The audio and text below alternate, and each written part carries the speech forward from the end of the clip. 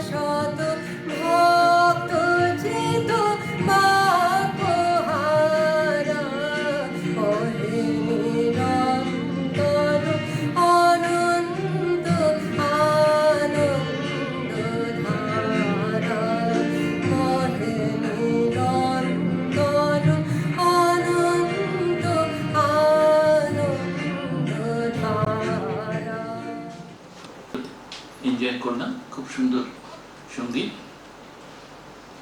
আমি আমন্ত্রণ জানাচ্ছি, আমাদের মধ্যে উপস্থিত হয়েছেন এই বিশ্ববিদ্যালয়ের প্রো ভাইস চ্যান্সেলর এবং ওয়েস্ট বেঙ্গল হায়ার সেকেন্ডারি কাউন্সিলের প্রেসিডেন্ট প্রফেসর চিরঞ্জীব ভট্টাচার্য। তাকে মঞ্চে আমন্ত্রণ জানাচ্ছি। রয়েছেন professor Bhaskar Gupta, professor electronics and communication engineering এ এবং এই আমাদের আশ্রমের vice president professor Bhaskar Gupta, মঞ্চে তাকেও আমন্ত্রণ জানাচ্ছি। রয়েছেন Manasij Mukhopadhyay, managing director, West Bengal state cooperative and rural development bank limited. Manasij বাবুকে মঞ্চে আহ্বান জানাচ্ছি। রয়েছেন এই অনুষ্ঠানের chief host professor Rajat Chakraborty, head of the department chemical engineering, তাকে মঞ্চে আমন্ত্রণ জানাচ্ছি। আপনারা মঞ্চে এসে উপবেশন করুন। আমাদের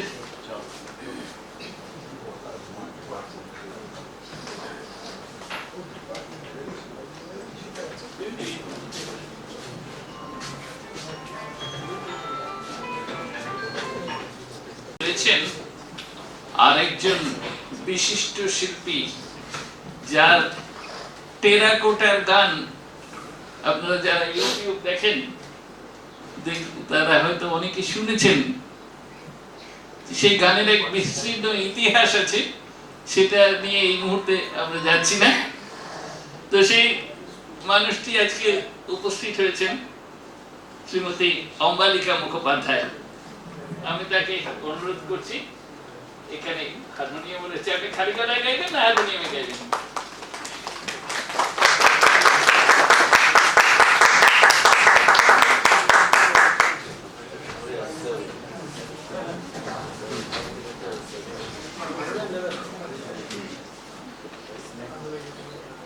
निंदु तुषार हार धवला या शुभ्र वस्त्रावृता या वीणा वरदंड मंडित करा या श्वेत पद्मासना या ब्रह्माच्युत शंकर प्रभृतिभिः देवैः सदा वन्दिता सा मंपतु सरस्वती भगवती निशेष जातपहा। ओम शांति शांति शांति। ओम सहना भवतु सहनो भुनक्तु सह वीर्यं करवावहै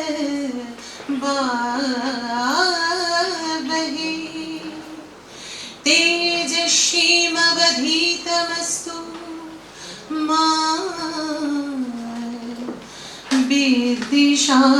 विद्विषावहै। ओम शांति शांति शांति।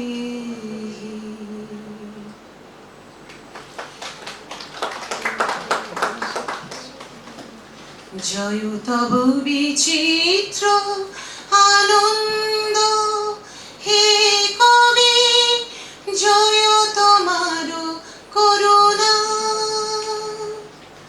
जय तव भीषण सब कलुषनाशन रुद्रता, जय अमृत तव, जय मृत्यु तव, जय शोक तव, जय शांतना, जय तव विचित्र आनंद, जय पूर्ण जागृत ज्योति तव, जय पूर्ण जागृत ज्योति तव, जय तिमिर निबिड़ निशीथिनी भयदायिनी, जय प्रेम मधुमय मिलन तव, जय प्रेम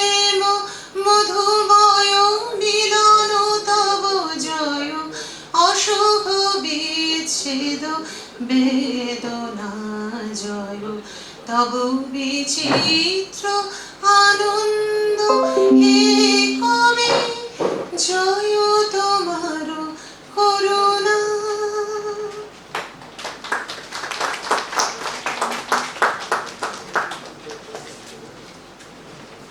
এবং গান শুনলাম, যে গানের গভীর ব্যঞ্জনা দৌতনা আমরা খুব আনন্দ পেয়েছি। এখন আমাদের সবাইকে আপন করে নিচ্ছেন ওয়েলকাম অ্যাড্রেস, যেটা আমরা ইংরেজিতে বলি স্বাগত ভাষণ, তার মাধ্যমে professor Rajat Chakraborty, head chemical engineering department. Everybody, so on this auspicious occasion of World Environment Day 2023, on behalf of the organizer, I would cordially welcome on the dais with us Professor Chiranjeev Bhattacharjee, Pro Vice Chancellor of Jadavpur University and President of West Bengal Higher Secondary Council, Mr. Monoshit Mukhopadhyay, MD State Cooperative Agriculture and Rural Development Bank, Professor Bhaskar Gupta, former Dean of FET, and my dear students and ladies and gentlemen. So we have gathered here for celebrating this event, World Environment Day, and as you know that a workshop will be organized on circular economy, and many dignitaries will be present over there. And this event will be also followed by some thematic area address, thematic area lecture. So in fact, this area of environment management, waste management, pollution control has become very important nowadays, and there is a close link between environment management and energy. As you all know that we are trying to actually reduce the usage of fossil fuels and trying to enhance the use of alternative fuels. So in our department also, on behalf of the department, I would like to tell you a few things like what are the department activities like in the field of waste management, in the field of water treatment, air pollution control, alternative energy sector. So basically you can see that many of our faculty members are working in the domain of water treatment. In fact, our Prof. and his team is also engaged in that field. And many of us, including myself, are working in the field of solid waste management, recovery of biomass and converting it into fuels, particularly biofuels, which are environmentally benign and which has sustainability for long run. So today we are more focused about utilizing bio-waste, biomass waste, lignocellulosic bio-waste, and converting this biomass into biofuels have become very important nowadays. And it is not that at laboratory scale we are doing this work, this has become now commercialized, and Indian government, particularly the oil sector, Indian Oil Corporation and many oil major has already implemented these biofuels like biodiesel, bioethanol, and these are being blended nowadays with petroleum fuels like petrol and diesel. So therefore you understand that it has been already commercialized over the globe, not only in developed countries, also in our country we have already commercialized alternative fuels derived from biomasses. So the focus is on basically how to improve the technology, how to reduce the energy consumption, how to utilize waste materials so that we can manage waste materials properly, effectively and sustainably. So since there are many speakers waiting and I will not take much of your time, so I hope this workshop and the overall program will become a fruitful event and will be all enlightened and enriched with this workshop. So I once again thank you, the main organizer, Professor Vivekananda, the president of this Vivekananda Institute of Environment and Management, who have organized this program in support from FET of Jadavpur University. I once again thank with Professor Vedaganandaji, Swami Maharaj. In fact, he has organized this same event in the last year also in the same auditorium, in this same hall. And I was also present at that time, the last year on the same day. So, with these few words, I once again welcome you all, and I hope it will be an enriching experience for all of us. Thank you.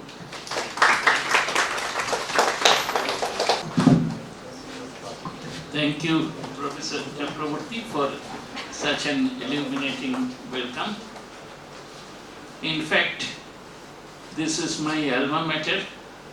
When I come here, I go back to those days. It has become a part of nostalgia. Of course, the system has changed a lot. Earlier, it was a very simple classroom. Now it is a very, cozy and well-equipped seminar hall. And I also enjoy the company and the teamwork of the staff members led by Osim Bhattacharya and others, including all the colleagues, faculty colleagues. As a president of this program, I should speak initially my invocation, actually, not much. Mr. Ghosh, আপনি সামনে চলে আসুন। Mr. Hirab Ghosh.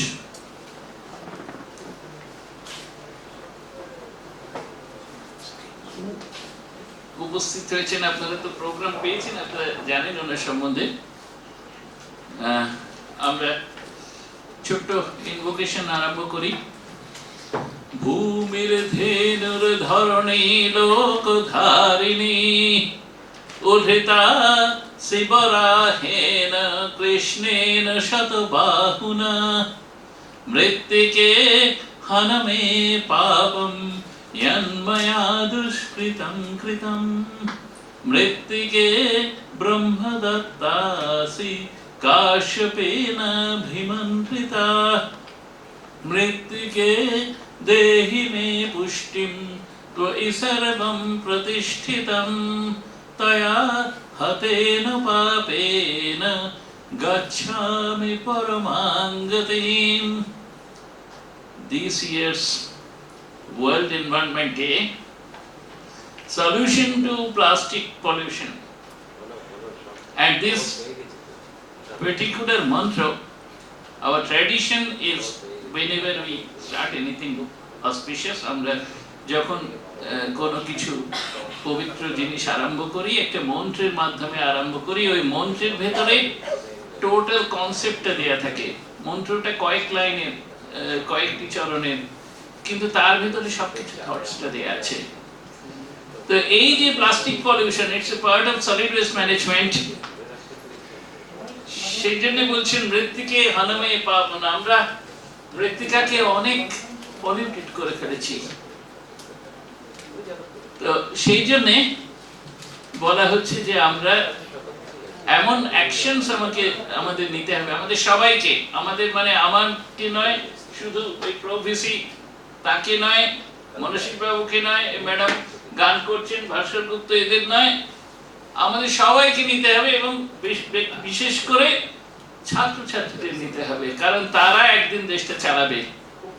আমাদের হয়তো আর কত বছর আমরা এইভাবে অনুষ্ঠান করতে পারবো জানি না, ভগবান কত বছর রাখবেন তাও জানি না, কিন্তু এই ফ্ল্যাগশিপটা, পতাকাটা বহন করে নিয়ে যেতে হবে ভবিষ্যতের মানুষদের। তো সেইটাই মন্ত্র বলছে। এবং আমরা বিবেকানন্দ ইনস্টিটিউটে যেসব ছোট ছোট অনুষ্ঠান করি, অনুষ্ঠানগুলো দেখলে আপাতভাবে মনে হয় যে এগুলো খুব সাধারণ জিনিস, এগুলো কিছুই নয়, কিন্তু সেইগুলো থেকেই আমাদের ধারণা একদিন সেই বীজ থেকে একটি বড় মহিরু হয়ে বেশ অনেক বিরাট ফরেস্টের সৃষ্টি হবে, যাতে দেশ বাঁচবে, সমাজ বাঁচবে। এই অনুষ্ঠানটিকে আরো সুন্দরভাবে করার জন্য একটি ওয়ার্কশপের পরিকল্পনা করা হয়েছে এই বিশ্ববিদ্যালয়েরই তৎকালীন অ্যালামনা ডক্টর দেবলীনা সেনগুপ্ত, তিনি আসবেন, তিনি এসে ওয়ার্কশপ অন সার্কুলার ইকোনমি করবেন, রাস্তায় রয়েছেন। আমার পরবর্তী বক্তা যিনি এই প্রোগ্রাম সম্বন্ধে বলবেন, যার সঙ্গে আমি হাতে হাত ধরে আজ থেকে সেটা 1976 সালে, কথা 76-77 পথ চলা আরম্ভ করেছিলাম হাতে হাত মিলিয়ে আমরা এই যাদবপুর বিশ্ববিদ্যালয়ের বিভিন্ন ক্লাব অ্যাক্টিভিটিস। তো সেই প্রফেসর ভাস্কর গুপ্ত পরবর্তীকালে জয়েন্ট এন্ট্রান্স বোর্ডের চেয়ারম্যান হলেন, আরো কত কিছু হলেন বা হবেন আমার জানা নেই। কিন্তু এই বিবেকানন্দ ইনস্টিটিউটের ভাইস প্রেসিডেন্ট, আমার কাছে এটা বিরাট ব্যাপার যে বিবেকানন্দ ইনস্টিটিউটে ঠাকুমা স্বামীজির কাজ করে যাচ্ছেন।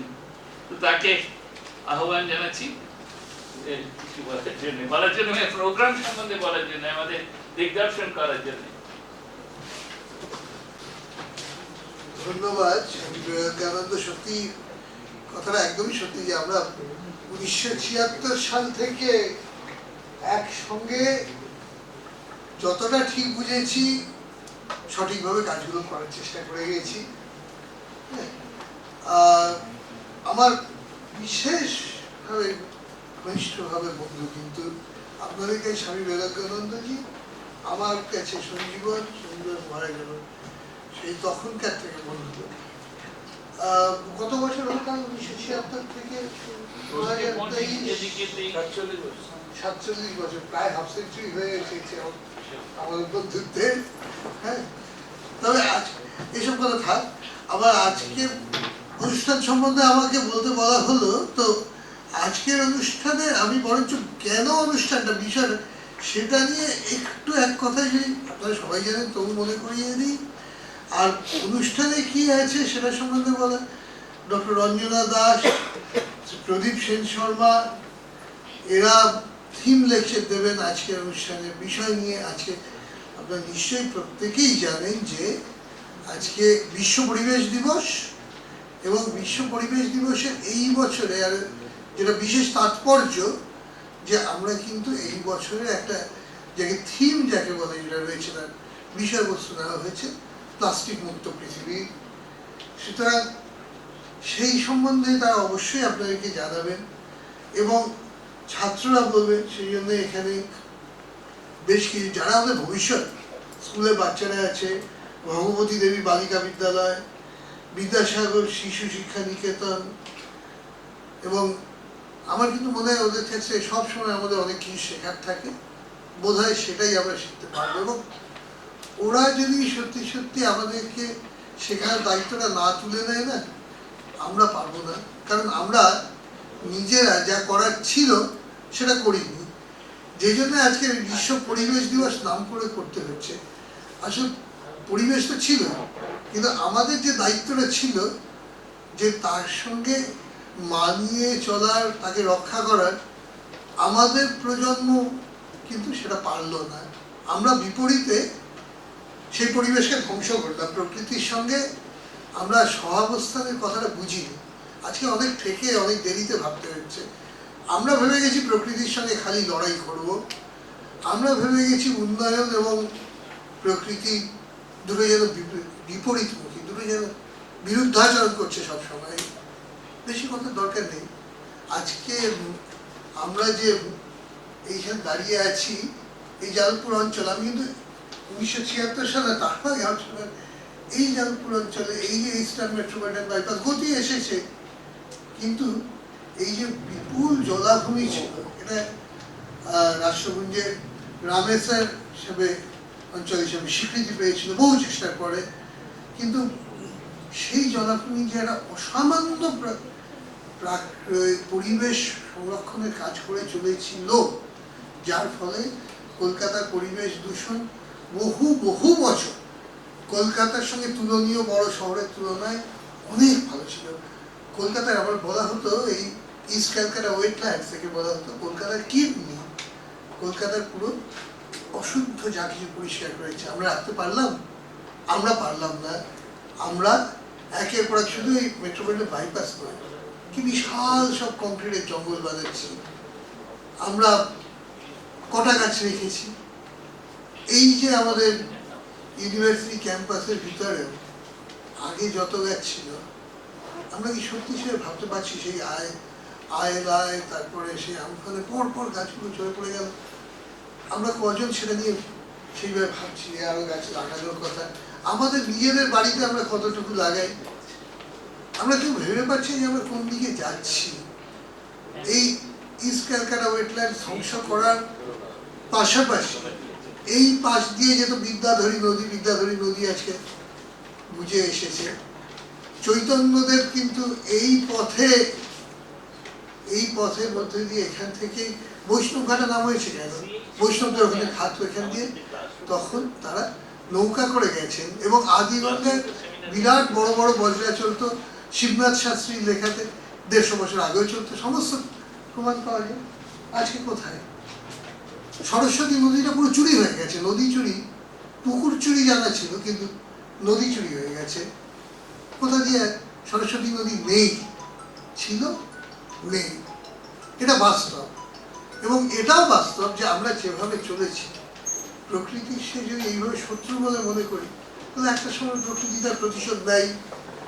আমরা সেই কারণেই আমরা যে সত্যি আমাদের গবেষণাগুলো অনেক সময় এমন দিকে নিয়ে গেছি যে প্রকৃতির সঙ্গে আবার সেই লড়াইয়ের ব্যাপার। কিন্তু আজকে বোধহয় আমাদের সেই গবেষণার জায়গাটা, যেটা আমার ভ্রাতৃপ্রতিম রজতের কথা ছিল, সেইখান থেকে তার মোড়টা উল্টো দিকে ঘোরাবার আছে। আসলে গবেষণার মধ্যে দিয়েও এইটাই আনতে হবে যে প্রকৃতিকে কি করে, প্রকৃতির সঙ্গে সহাবস্থান করে কি করে আবার উন্নয়নের পথটা একই সঙ্গে এগিয়ে যেতে পারে। রাস্তা কি নেই? অবশ্যই আছে, কিন্তু ভাবতে হবে। এতদিন অব্দি আমরা ভাবিনি, অন্ধের মতো দৌড়েছি। আজকে ভাবনাটা ভীষণ দরকার এবং সেই জন্যেই এই বিশ্ব পরিবেশ দিবস, সেই জন্যেই এইভাবে এক একটি থিম পছন্দ করা, বেছে নেওয়া। এই থিমটিও কিন্তু অত্যন্ত গুরুত্বপূর্ণ। এই যে প্লাস্টিক বর্জিত পৃথিবী আমরা কল্পনা করতে পারি, কিন্তু আমরা যতবার দেখেছি আমাদের পাশে ছোট ছোট আমাদের প্রতিবেশী রাজ্য সিকিম কোন যুগে করেছে, আমরা কিন্তু এখনো যতবার বলি সেই 75 মাইক্রনের নিচে প্লাস্টিক আমাদের স্বভাবে চলে এসেছে। আমরা ওরকম ভাবতেই পারি না। সেই মাছের দোকানে গিয়ে মাছ কিনে তারপর মাছওয়ালার কাছে প্লাস্টিকটা চাইবই। আমরা একবারও ভাবিনি যে আমরা কি ক্ষতি করছি, একবারও ভাবিনি আমরা কোন জায়গাতে নিজেদের নিয়ে যাচ্ছি। কিন্তু আমি যার জন্য ওই যে কথাটা বলে শুরু করেছিলাম, আমার কাছে যেটা উৎসাহব্যঞ্জক সেটা হচ্ছে আমার সামনে আমি অনেকগুলো অল্প বয়সী মুখ দেখতে পাচ্ছি। সারা পৃথিবীতেও সেই গ্রেটা থুনবার্গ সেই জায়গাটাই সত্যি দেখিয়ে দিয়েছে আমরা পারিনি, কিন্তু ওরা বোধহয় পারবে। পৃথিবীটাকে ওরা বাঁচাতে পারবে। পৃথিবী শুধু আমাদের মতো কিছু স্বার্থপর বুড়োদের জন্য নয়, পৃথিবী সবাইকে নিয়ে বাঁচার জন্য, প্রকৃতিকে নিয়ে বাঁচার জন্য, এবং সেটা তোমরাই পারবে। তোমাদেরকে যার জন্য তোমাদের উপর অনেক ভরসা রেখে, তোমাদের বিশেষ করে আমার স্কুলে থেকে যারা এসেছে ছোট ছোট ভাই বোনেদের বা আমার পুত্রকন্যার সমান তারা, তাদেরকে তার চেয়েও ছোট, তাদেরকে আমি আজকের অনুষ্ঠানে স্বাগত জানিয়ে, এবং অতি অবশ্যই যারা যেসব বিশিষ্ট ব্যক্তি এই মঞ্চে আছেন, নিচে আছেন, তাদেরকেও এই কর্মকাণ্ডে সামিল হওয়ার জন্য অভিনন্দন জানিয়ে আমি এখন মতো আমার কথা এখানে শেষ করছি। নমস্কার, ধন্যবাদ।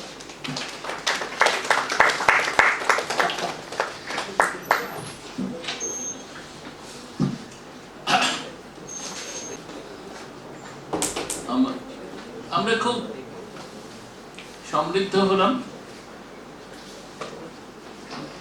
অনেক কিছু জানার আছে। সরস্বতী নদী চুরি হয়ে গেছে, আরো অনেক কিছু হয়েছে, মানে এটা আমার চট করে মুখে চলে এলো। তো এইরকম ধারণাটা আমাদের তৈরি করতে হবে যে আমরা কি করব, আমরা কিভাবে বাঁচবো, পৃথিবীটা কিভাবে বাসযোগ্য করব। এইবারে সেরিমোনিয়াল পার্টে আমরা যাচ্ছি। এর মধ্যে একটু বলে নিই, আমাদের মধ্যে কয়েকজন এই জায়গাটা একটু সমস্যা হচ্ছে যে আমরা বেশি মানুষ উপরে বসতে পারি না, তো এই ডায়াসটার একটু ছোট সমস্যা এটা। কিন্তু আমাদের মধ্যে অনেক মানুষ অনেক রয়েছেন, অনেকেই। আমরা হীরক ঘোষ বাবুর কথা বলেছি, হীরক ঘোষ পাহাড়পুর গ্রুপের যে HR এর প্রধান। উপস্থিত হয়েছেন তপতনয় পাল, টেরা গ্রিন টেকনোলজি, যে প্রতিষ্ঠান হাতে কলমে কাজ করে একেবারে মানুষকে তাক লাগিয়ে দিচ্ছে কিভাবে এনভায়রনমেন্টকে প্রোটেক্ট করতে হয়। উপস্থিত রয়েছে doctor Abhijit Ghosh, Indian institute of chemical engineers এর সেক্রেটারি, অল ইন্ডিয়া সেক্রেটারি এবং বিশিষ্ট শিক্ষক। অংশমান এসছে নাকি? এই অংশমান সামনে চলে এসো। উপস্থিত হয়েছে doctor Anshuman Pal, capacity building manager and ওয়াশ কনসালটেন্ট। আপনারা জানেন পশ্চিমবঙ্গ সরকারের, ম্যাডাম পাশে চলে যান, ওইখানে চলে, পশ্চিমবঙ্গ সরকারের তত্ত্বাবধানে ISGPP, ইনস্টিটিউশনাল স্ট্রেংথেনিং অফ গ্রাম পঞ্চায়েত, সেই কাজ ভারত সরকারের খাতায় সর্বশ্রেষ্ঠ পুরস্কার পেয়েছিল আমাদের স্টেট। তো সেই কাজ যে যারা করছেন তাদের মধ্যে প্রধান হচ্ছেন, একজন প্রধান আর কি, এই অংশমান, এই বিশ্ববিদ্যালয়ের ছাত্র, এই বিশ্ববিদ্যালয়ের PhD। তো এইরকম যদি আমরা একটা টিম তৈরি করতে পারি তাহলে আমার ধারণা পৃথিবীর চেহারাটা অন্তত কিছুটা হলেও আমরা পাল্টাতে পারবো। তো আমরা সেই সেরিমোনিয়াল ওপেনিং এ যাচ্ছি। স্বামী মানে আমি নয়, স্বামী বিবেকানন্দের সামনে প্রদীপ প্রজ্বলন করে হবে।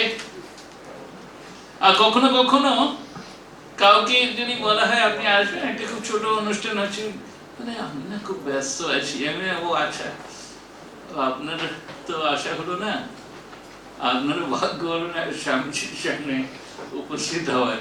স্বামীজি মানে আমি নই, স্বামী বিবেকানন্দ। সবার তো আশীর্বাদ, মানে যাদের আশীর্বাদ হয় তারা এই সৌভাগ্য লাভ করেন। তা আমি সবাইকে বলছি, আপনারা একসঙ্গে সবাই, মানে যারা রয়েছেন, চিরঞ্জিত যাও ভাই, মনসিক যাও, যাও না, সবাই মিলে এক একটা প্রদীপ দুজন করে হাত লাগিয়ে জ্বালা যেতে পারে এক একটা শব্দে। তো এখানে 1 2 3 4 ভাস্কর 5 আগে দেখা হয়েছিল।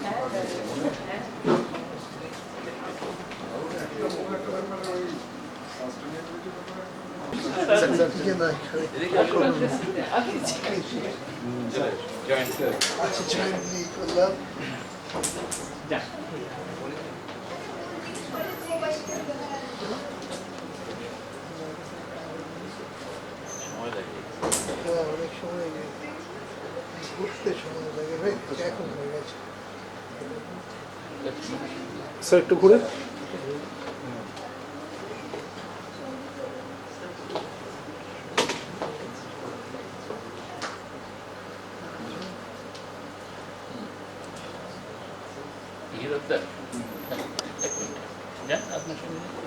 দুজন করে ছবি আসছে, ওপরের ছবি। তোমরা ছেলেরা তো তুলতে পারতে মোবাইলে, ওখান থেকে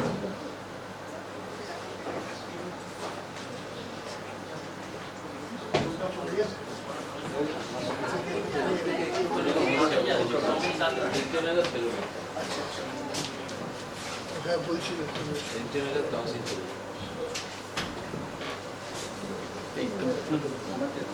আসুন।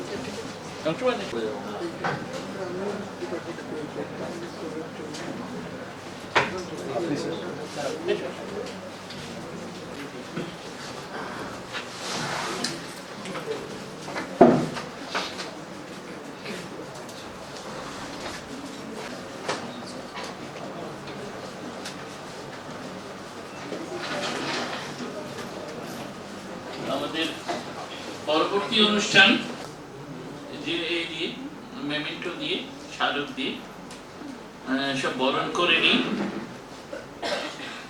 প্রথমে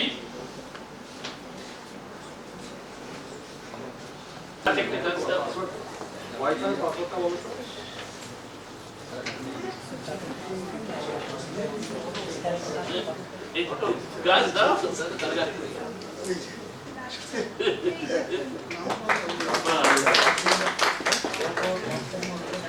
এটা আমার চ্যালেঞ্জ আছে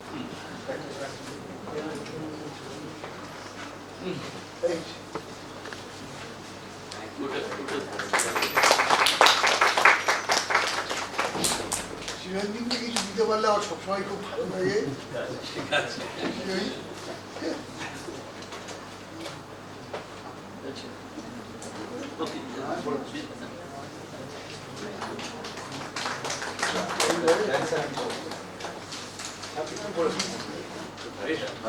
এরপরে এই যে এবং সবচেয়ে সুন্দর উপহার তারপরে ওটাও দেই হাত বেরিয়ে আচ্ছা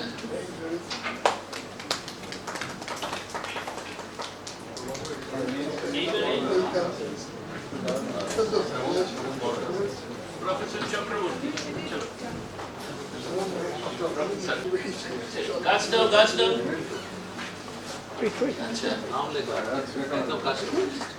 আচ্ছা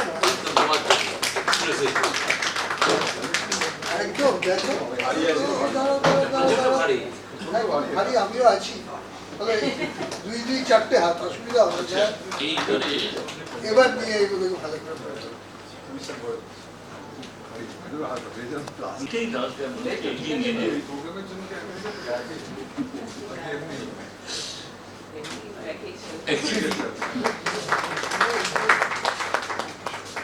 চলে আসা সেরে হতে দাও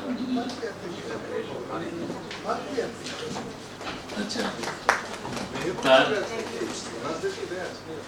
এরপরে শ্রী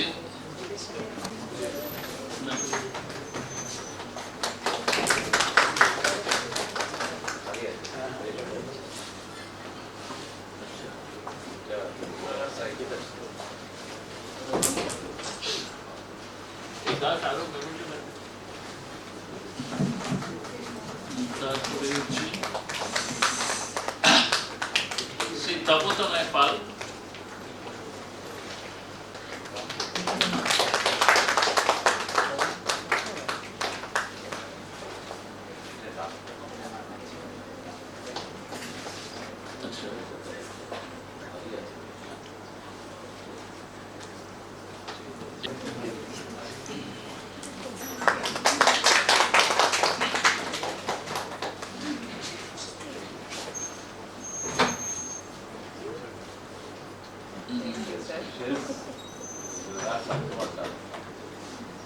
এই কাজ কত আছে হ্যাঁ কত আছে আরো ফেসিলিটিস ছিল না তা আমাদের যেতে হতো আইআইসিবিতে এবং সেই সময় বেশ কিছুদিন আইআইসিবির দায়িত্ব সামলেছেন পরে আমার কলিগ হন প্রফেসর শুভব্রত সেনগুপ্ত এই বিশ্ববিদ্যালয়ের ডিএসসি প্রফেসর শুভব্রত সেনগুপ্ত ওরা বোধহয় ঠিক এখন বুঝলো যে এখন বিএসসি পিএইচডি এর উপরে বেশি বাচ্চাদের জন্য বলেছি পিএইচডি প্রথমত ডক্টরেট ডিগ্রি আমরা ডক্টর বলি পিএইচডি হলে বিএসসি কিন্তু তার উপরে হায়ার ডক্টরেট ডিগ্রি বাচ্চাদের জন্য বলছি ওই যে না বোঝে সত্যিকার জ্ঞানী হয় আপনি কি কাজ পৌঁছে দেবো আচ্ছা খবরই আছে আচ্ছা এইবারে ডক্টর অংশুমান পাল বিশ্ববিদ্যালয়ের ভেতরে 3 নম্বর গেট দিয়ে ঢোকো হ্যাঁ বেশ যাদবপুর বিশ্ববিদ্যালয়ের ভেতরে এই ছবি হলো না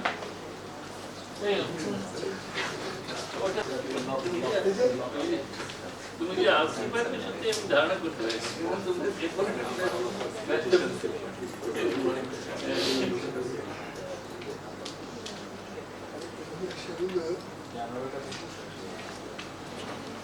Okay. Cool. Very good.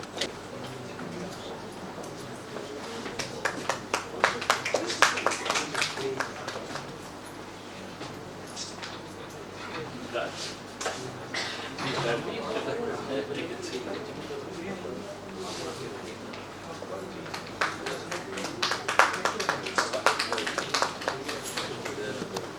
এখন যে এজেন্ডা আছে সেটি হচ্ছে ইনঅগারাল অ্যাড্রেস দেবেন professor Chiranjib Bhattacharya, pro vice chancellor Jadavpur university এবং president West Bengal higher secondary council.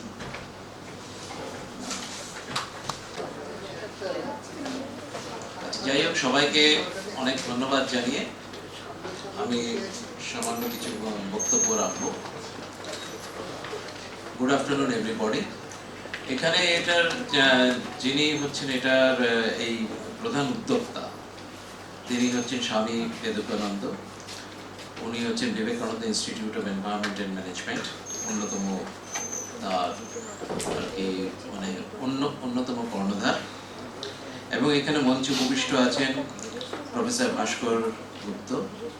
উনি আমার দীর্ঘদিনে পরিচিত, আমার সহকর্মী, আমার একদম দাদার মতো। এবং তিনি হচ্ছেন ভিআইএম, যেটা হচ্ছে Vivekananda institute of environment and management, তার ভাইস প্রেসিডেন্ট। এবং মঞ্চে উপবিষ্ট আছেন আমার প্রাক্তন ছাত্র, বর্তমানে হেড অফ দ্য ডিপার্টমেন্ট আর কি প্রফেসর অজিত চক্রবর্তী। তাকে আমার অনেক ধন্যবাদ, তিনি খুব ভালোভাবে ডিপার্টমেন্টটাকে চালাচ্ছেন। এবং জাস্ট আর কি কেমিক্যাল ইঞ্জিনিয়ারিং ডিপার্টমেন্ট ওনার আমলেই সবথেকে বড় কথা, কেমিক্যাল ইঞ্জিনিয়ারিং ডিপার্টমেন্টে যেটা সেন্টিনারি, মানে আজকে এই যে আমরা এখানে কেমিক্যাল ইঞ্জিনিয়ারিং ডিপার্টমেন্টে দাঁড়িয়ে আছি, এটা 1921-এ ফাউন্ডেড হয়েছে, 1921 সালে। এবং এই কেমিক্যাল ইঞ্জিনিয়ারিং ডিপার্টমেন্ট শুধু ভারতবর্ষের মধ্যে নয়, এশিয়ার মধ্যে সবথেকে পুরনো হচ্ছে কেমিক্যাল ইঞ্জিনিয়ারিং ডিপার্টমেন্ট। তো সেই কেমিক্যাল ইঞ্জিনিয়ারিং ডিপার্টমেন্টে আমরা সেন্টিনারি, যেটা হচ্ছে শতবর্ষ উদযাপন, সেটা কিন্তু প্রফেসর অজিত চক্রবর্তী ওনার হেডশিপের টেনিওরেই হয়েছিল এবং খুব সাকসেসফুলি হয়েছে এবং খুব ভালোভাবে উনি এটা অর্গানাইজ করেছেন। তো ওনাকে অনেক ধন্যবাদ। এছাড়া মঞ্চে উপবিষ্ট আছেন ডক্টর দেবলীনা সেনগুপ্ত। উনি programme director, coastal resilience, Texas Sea Grant, Texas A&M university, USA. উনি আমার ছাত্রী ছিলেন, আজকে ভীষণভাবেই প্রতিষ্ঠিত। আমেরিকায় উনি সেটেলড, টেক্সাস A&M-এ উনি রয়েছেন।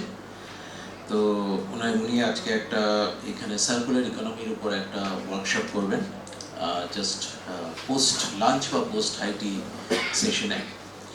এছাড়াও এখানে আরও অনেক বিশিষ্ট গুণীজন আছেন, যেমন এখানে রয়েছেন মিস্টার হীরক ঘোষ, রয়েছেন মিস্টার তপতনয় পাল, রয়েছেন ডক্টর সেনগুপ্ত, রয়েছেন যিনি হচ্ছেন former director grade scientist ICB, doctor Anshuman Pal রয়েছেন, ডক্টর অভিজিৎ ঘোষ রয়েছেন, একদম আমার ছাত্রস্থানীয় আর কি প্রায় বলা যেতে পারে। যাই হোক, এরকম অনেকেই রয়েছেন যারা বিশিষ্ট, যারা গুণী ব্যক্তি আছেন। মিউজিক্যাল পারফরমেন্স যারা পারফর্ম করেছেন, খুবই সুন্দর। একটা জাস্ট রেকর্ডেড ভিডিও দেখলাম, আর আপনি তো এখানেই করলেন, খুব ভালো লাগলো, ভীষণই ভালো লাগলো খালি গলায় আপনার গানটা। তো ওভারঅল এখানে, এবং সব থেকে বড় কথা মিস্টার মনোশীজ মুখোপাধ্যায় রয়েছেন। তো সবাইকে আমার আন্তরিক প্রীতি এবং শুভেচ্ছা। এবং সর্বোপরি আমার সামনে যারা রয়েছেন, যারা এখানে পার্টিসিপেন্টস, মেইনলি স্কুলের যারা সমস্ত ছাত্রছাত্রী যারা রয়েছেন, স্টুডেন্টস অফ ডিফারেন্ট স্কুলস, তো মানে তাদেরকেও আমার পক্ষ থেকে আন্তরিক শুভেচ্ছা। তো এটা আজকে আমরা ওয়ার্ল্ড এনভায়রনমেন্ট ডে এখানে সেলিব্রেট করার জন্য এখানে এসেছি। World environment day, we have started celebrating the World Environment Day from 1972 because of a resolution passed in United Nations General Assembly. ফলে সেখান থেকে 1972 থেকে তখন শুরু হয়েছিল 5 জুন, যেটা স্টকহোম তখন কনফারেন্স ছিল। স্টকহোম কনফারেন্সে ওটাকে একটা পার্টিকুলার ডেট হিসেবে তখন ঠিক হয়েছিল 5 June, the starting day of the Stockholm conference. এবং সেখান থেকেই তারপর আরেকটা রেজলিউশন ইউএনইপি যেটা ইউনাইটেড নেশনস এনভায়রনমেন্টাল প্রোগ্রাম, সেটাও কিন্তু ইনিশিয়েশন ওই 1972 থেকেই হয়েছিল। তো 1972-তে ইউনাইটেড নেশনস জেনারেল অ্যাসেম্বলি যেটা একটা ডিসিশন নিয়েছিল যে এভরি ইয়ার আমরা 5th জুন আমরা ওয়ার্ল্ড এনভায়রনমেন্ট ডে সেলিব্রেশন করব। ফলে 1972 থেকে শুরু করে আজকে 2023, so it is basically the 52nd year, 52nd year. So 52nd year of that particular environment day celebration. ফলে সেদিক থেকে এটা আমরা অনেক দিন ধরে এনভায়রনমেন্ট ডে বা বিশ্ব পরিবেশ দিবস যাকে বাংলায় বলা হয় আমরা সেলিব্রেট করছি। কিন্তু পরিবেশের মানোন্নয়ন যে খুব একটা হয়েছে সেটা কিন্তু নয়। ওভার দি ইয়ার কিন্তু এনভায়রনমেন্টাল কিন্তু আরো ডিগ্রেডেশন হয়েছে। আপনারা দেখতে পাচ্ছেন আজকে সবাই আপনারা just we are all concern about the global warming, particularly কলকাতায় লাস্ট ফিউ ডেজ ধরে বা particularly during the last week of April বা দি বিগিনিং অফ মে কীরকম আমাদের সামারে আমাদের হিট ওয়েভ ছিল আপনারা সবাই দেখেছেন। আমরা যখন ছোট ছিলাম, আমার যখন চাইল্ডহুড ছিল, তখন কিন্তু এত গরম কিন্তু পড়তো না, এটা হচ্ছে বাস্তব ঘটনা। একটা আজকে সবসময় যখন সামার হতো গ্রীষ্মকালে একটু গরম পড়তো, আবার কালবৈশাখী হতো, সুন্দর ঠান্ডা হয়ে যেত, আবার একটুখানি গরম বাড়তো, আবার কালবৈশাখী হতো। ওই যে ন্যাচারাল সাইকেলগুলো এগুলো কিন্তু কমপ্লিটলি ডিস্টার্ব হয়ে গেছে। শীতের সময় প্রপারলি শীত পড়ছে না, বর্ষার সময় বর্ষা আজকে এখনো জাস্ট আজকে 5th জুন এখনো কিন্তু মনসুন কিন্তু জাস্ট কিন্তু কেরালাতেই এখনো ঢোকেনি, মানে মেইনল্যান্ড যেটা ইন্ডিয়ার এখনো কিন্তু সেখানে কোথাও মনসুন কিন্তু ঢোকেনি। আমাদের নর্মাল টাইম ছিল আগে 8 জুন মনসুনের বর্ষা আসার। ফলে 8 জুন বর্ষা আসার কোনো সম্ভাবনাই নেই, কারণ যেদিন হচ্ছে কেরালাতে ঢুকবে তার থেকে অন্তত আরো 7 থেকে 10 দিন লাগে গ্যাঞ্জেটিক ওয়েস্ট বেঙ্গলে মনসুনে ঢুকতে। ফলে এখনো এই আরো বেশ অনেক দিন লং টার্ম এই যে স্কর্চিং হিট চলছে এটা কিন্তু চলবে। ফলে এই যে ব্যাপারগুলো, এই যে পরিবেশের চেঞ্জেসগুলো, এগুলো কিন্তু বিভিন্ন হিউম্যান অ্যাক্টিভিটিসের জন্যই কিন্তু হয়েছে। আমরা এই যে অ্যাগ্রেসিভ ডেভেলপমেন্ট যেটাকে বলা হয় আজকাল, আমরা যে তথাকথিত যেটা উন্নয়ন করছি, সেই উন্নয়নের জন্য কিন্তু এটা কিন্তু অনেকটাই কিন্তু এফেক্টেড হচ্ছে, পরিবেশের ভারসাম্য নষ্ট হচ্ছে। আমাদের উন্নয়ন করতে গেলে যে পরিবেশের সঙ্গে একটা প্রপার ব্যালেন্স রেখে, যে ভারসাম্য রেখে যে উন্নয়ন করা, এই জায়গা থেকে কিন্তু আমরা অনেকটাই কিন্তু ডিপার্চার হয়ে যাচ্ছে, আমরা কিন্তু সরে আসছি। আজকে যে আমাদের গ্রিনারিজ থাকার কথা, যে গ্রিনারিজের যে অ্যাপ্রোপ্রিয়েট পার্সেন্টেজ থাকার কথা, সেটা তো থাকছেই না, প্রতি বছরে কিন্তু সেটা আরো ক্রমশ কমছে, গ্রিন কভারেজ যেটা থাকার কথা। ফলে সেই জায়গাতে থেকে কিন্তু এটা মানে ভীষণই ডেট্রিমেন্টাল। এবং কলকাতার উপর একটা হিট আইল্যান্ড এফেক্ট যেটাকে বলা হয়, সেটা কিন্তু ভীষণভাবেই কিন্তু ম্যানিফেস্টেড হচ্ছে ওভার দি ইয়ার্স। সেটা নিয়ে অনেক কিন্তু লেখালেখি হয়েছে, অনেক প্রবন্ধও বেরিয়েছে যে কলকাতার উপর হিট আইল্যান্ড এফেক্টটা কম্পারেটিভলি অন্যান্য অনেক বিদেশি মেট্রো সিটিজের থেকে কিন্তু আরো অনেক বেশি কিন্তু হয়েছে last, particularly over last few years. এটা কেন হয়েছে, কিভাবে এটাকে কমানো যায়, এসব নিয়ে কিন্তু অনেক কিন্তু চর্চা হয়েছে বা একে কিন্তু অনেক প্রবন্ধে লেখাও হয়েছে। ফলে এই জাতীয় জিনিসগুলো জেনারেলি মেট্রোপলিটন সিটিগুলোতে একটু টেম্পারেচার বেশি হয় due to that heat island effect. মানে কম্পারেটিভলি যে অ্যাডজয়নিং এরিয়া বা বাইরের ডিস্ট্রিক্টে তার থেকে তুলনামূলক একটু অ্যাভারেজ টেম্পারেচার কম থাকে। তো সেটা ক্যালকাটাতে সেটা দেখা গেছে এফেক্টটা সব থেকে বেশি ম্যানিফেস্টেড হয়েছে। যেটা এখানে প্রফেসর ভাস্কর গুপ্ত বললেন, ইস্ট কলকাতা ওয়েটল্যান্ড, এটা একটা অত্যন্ত গুরুত্বপূর্ণ পয়েন্ট যেটা আমারও বলার ইচ্ছে ছিল। আমি নিজে থাকি হচ্ছে বাইপাসে ইস্টার্ন সাইডে। ফলে সেই জায়গাগুলোতে আজকে eastern metropolitan bypass late 70s থেকে তার ডেভেলপমেন্ট শুরু হলো, কনস্ট্রাকশন। প্রথমে পার্ক সার্কাস, তারপর রুবি, তারপর গুড়িয়া, এবং সেটা আলটিমেটলি সোনারপুর হয়ে বারুইপুরের দিকে গেছে। ফলে এই যে ডেভেলপমেন্টগুলো, অ্যাগ্রেসিভ ডেভেলপমেন্টের জন্য আজকে যে পরিমাণ আজকে এখন এদিকে মানে টোটাল হিউম্যান মানে যেটা কি পপুলেশন যেটা পেনিট্রেশন হয়েছে, সেটা আনবিলিভেবল। আজকে ইভেন এট দি লেট 70s বা ইভেন আর্লি 80s-এ আজকে বাইপাস অঞ্চলে টোটাল পপুলেশন কী ছিল, প্র্যাকটিক্যালি কিছু ছিল না। এখন বাইপাস ছাড়িয়েও আরও 3 কিলোমিটার 5 কিলোমিটার ভেতরে পর্যন্ত একদম টোটাল কিন্তু কমপ্লিটলি পপুলেটেড। ওখানে এখন ওয়েটল্যান্ড প্র্যাকটিক্যালি এক্সিস্টই করে না, কিন্তু থিওরিটিক্যালি খাতায় কলমে কিন্তু ওইসব জায়গাগুলো, মৌজাগুলো কিন্তু এখনো কিন্তু ওয়েটল্যান্ড হিসেবে স্বীকৃত। যার জন্য বহু হয়তো বাড়ি হয়ে গেছে, প্রচুর কংক্রিটের জঙ্গল হয়ে গেছে, স্কাই স্ক্রেপার্স হয়ে যাচ্ছে। অফিসিয়ালি কিন্তু সেগুলো কিন্তু মিউটেশন হচ্ছে না, কারণ মিউটেশন করা সম্ভব নয়, কারণ ওই জায়গাগুলো হচ্ছে বেসিক্যালি কিন্তু ওয়েটল্যান্ড। ফলে অফিসিয়ালি সেইগুলো কিন্তু ওয়েটল্যান্ড, রামসের সাইট যেটাকে বলা হয়, ইউনাইটেড নেশনসের স্বীকৃত ওয়ার্ল্ডের সব থেকে বড় একটা ওয়েটল্যান্ড, কিন্তু সেটাকে আমাদের প্রিজার্ভেশনের ব্যাপারে আমরা কিন্তু সেরকম কোনো যথোপযুক্ত কিন্তু ব্যবস্থা নিচ্ছি না, বা সেই কনসিয়াসনেস আমাদের মধ্যে কিন্তু নেই। ফলে সেই জায়গাতে দাঁড়িয়ে কিন্তু আরো বেশি কিন্তু সেটা সম্বন্ধে আমাদের কনসিয়াসনেস থাকা উচিত ছিল ওভার দি ডেকেড। যেভাবে আমাদের আজকে রামসের সাইট যেটাকে বলা হয় ইস্ট কলকাতা ওয়েটল্যান্ড, যেভাবে তার এরিয়া ডিমিনিশ করেছে, যেভাবে তার মানে এরিয়াটা সংকুচিত হয়েছে, সেটা কিন্তু হাইলি অ্যালার্মিং। এটা কিন্তু পরিবেশ ভারসাম্য রক্ষা করা, আজকে শহরের যেটা পলিউশন, যেটা মানে ওয়াটার পলিউশন হোক বা ওভারঅল এনভায়রনমেন্টাল যে পলিউশন, সেটাকে মিনিমাইজ করার জন্য কিন্তু এই ইস্ট কলকাতা ওয়েটল্যান্ডের একটা বিরাট কিন্তু অবদান ছিল। কিন্তু সেই জায়গাটাতে কিন্তু আমরা আজকে বিশালভাবেই কিন্তু তাতে আমরা এফেক্টেড হয়েছি। এছাড়া ওভারঅল, আমি এটা কলকাতার কথা বাদ দিলাম, ওভারঅল আমরা যে জেনারেল অ্যাগ্রেসিভ ডেভেলপমেন্টগুলো করছি, আজকে ধরুন হিমালয়ে জাস্ট হচ্ছে, অথবা এই ওয়েস্টার্ন ঘাটে ফার্স্ট শুরু হয়েছিল বোম্বে পুনে এক্সপ্রেসওয়ে থ্রু দিয়ে। বোম্বে পুনে এক্সপ্রেসওয়ে হওয়াতে সবাই কিন্তু খুব ভীষণভাবেই কিন্তু ইনিশিয়ালি জিনিসটাকে ওয়েলকাম করেছিল, যে বোম্বে থেকে পুনে প্রায় 2.5 ঘন্টা 3 ঘন্টায় যাওয়া যাচ্ছে, একটা বিশাল ডিস্টেন্স। তো সেটা কিন্তু আমরা কিন্তু কভার করতে পারছি, যে 3 ঘন্টার মধ্যে মোটামুটি বোম্বে পুনে এক্সপ্রেসওয়ে দিয়ে যাওয়া যাচ্ছে। ওয়েস্টার্ন ঘাট পুরো হিলসের উপর দিয়ে, মানে সেটা 4 লেন হাইওয়ে ইনিশিয়ালি ছিল, এখন 6 লেন হাইওয়ে হয়েছে। তাতে প্রায় অ্যাভারেজ স্পিড 80 বা 100 কিলোমিটার/আওয়ার কিন্তু মেনটেন করা যাচ্ছে হিলি রোডে। ফলে that is apparently it's very good, কিন্তু সেটা কিন্তু কতটা পরিবেশের সাথে সেটাকে কম্প্রোমাইজ করতে হয়েছে, এনভায়রনমেন্টের সাথে কতটা কম্প্রোমাইজ করতে হয়েছে। আজকে পাহাড়গুলোকে ডিনামাইজ ব্লাস্টিং করে, পাহাড়গুলোকে ফ্ল্যাট করে, প্রচুর গাছ কেটে আজকে সেখানে রাস্তা করা হয়েছে। এগুলোর কিন্তু তার আফটার এফেক্টস কিন্তু আমরা দেখতে পাচ্ছি পরিবেশের উপর কি পড়ছে। আজকে হিমালয়, আজকে এখান থেকে ধরুন কালিম্পংয়ের দিকে হয়ে যে সিকিমের রাস্তাটা গেছে, তিস্তা বাজার পর্যন্ত রাস্তাটা কিন্তু বেসিক্যালি প্রায় কালিম্পংয়ের রাস্তা এবং গ্যাংটকের রাস্তা প্রায় সেম। আমি উচ্চ মাধ্যমিক শিক্ষা সংসদের সভাপতি হওয়ার দৌলতে কয়েকবার আমাকে যেতে হয়েছে কালিম্পং ডিস্ট্রিক্টে। তো যে পরিমাণ অ্যাগ্রেসিভ ডেভেলপমেন্ট চলছে রেল কানেক্টিভিটির জন্য, যে সাংঘাতিকভাবে ড্যামেজ ওখানে জাস্ট করা হচ্ছে যেভাবে পরিবেশে, সেটা কতটা রিভার্সেবল থাকবে, সেটা কতটা সাস্টেইনেবল, আমার নিজেরই কিন্তু ডাউট আছে।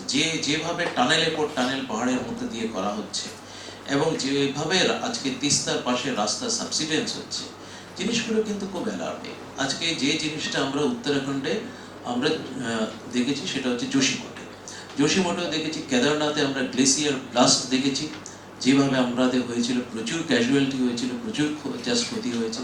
যোশীমঠ সিঙ্কিং একটা ট্যাগলাইন ছিল একটা সময়, সেটাও কিন্তু হয়েছে অ্যাগ্রেসিভ ডেভেলপমেন্টের জন্য। প্রচুর রোড কানেক্টিভিটি করা হয়েছে, হোয়াইট রোড করা হয়েছে, 4 লেন হাইওয়ে করা হয়েছে।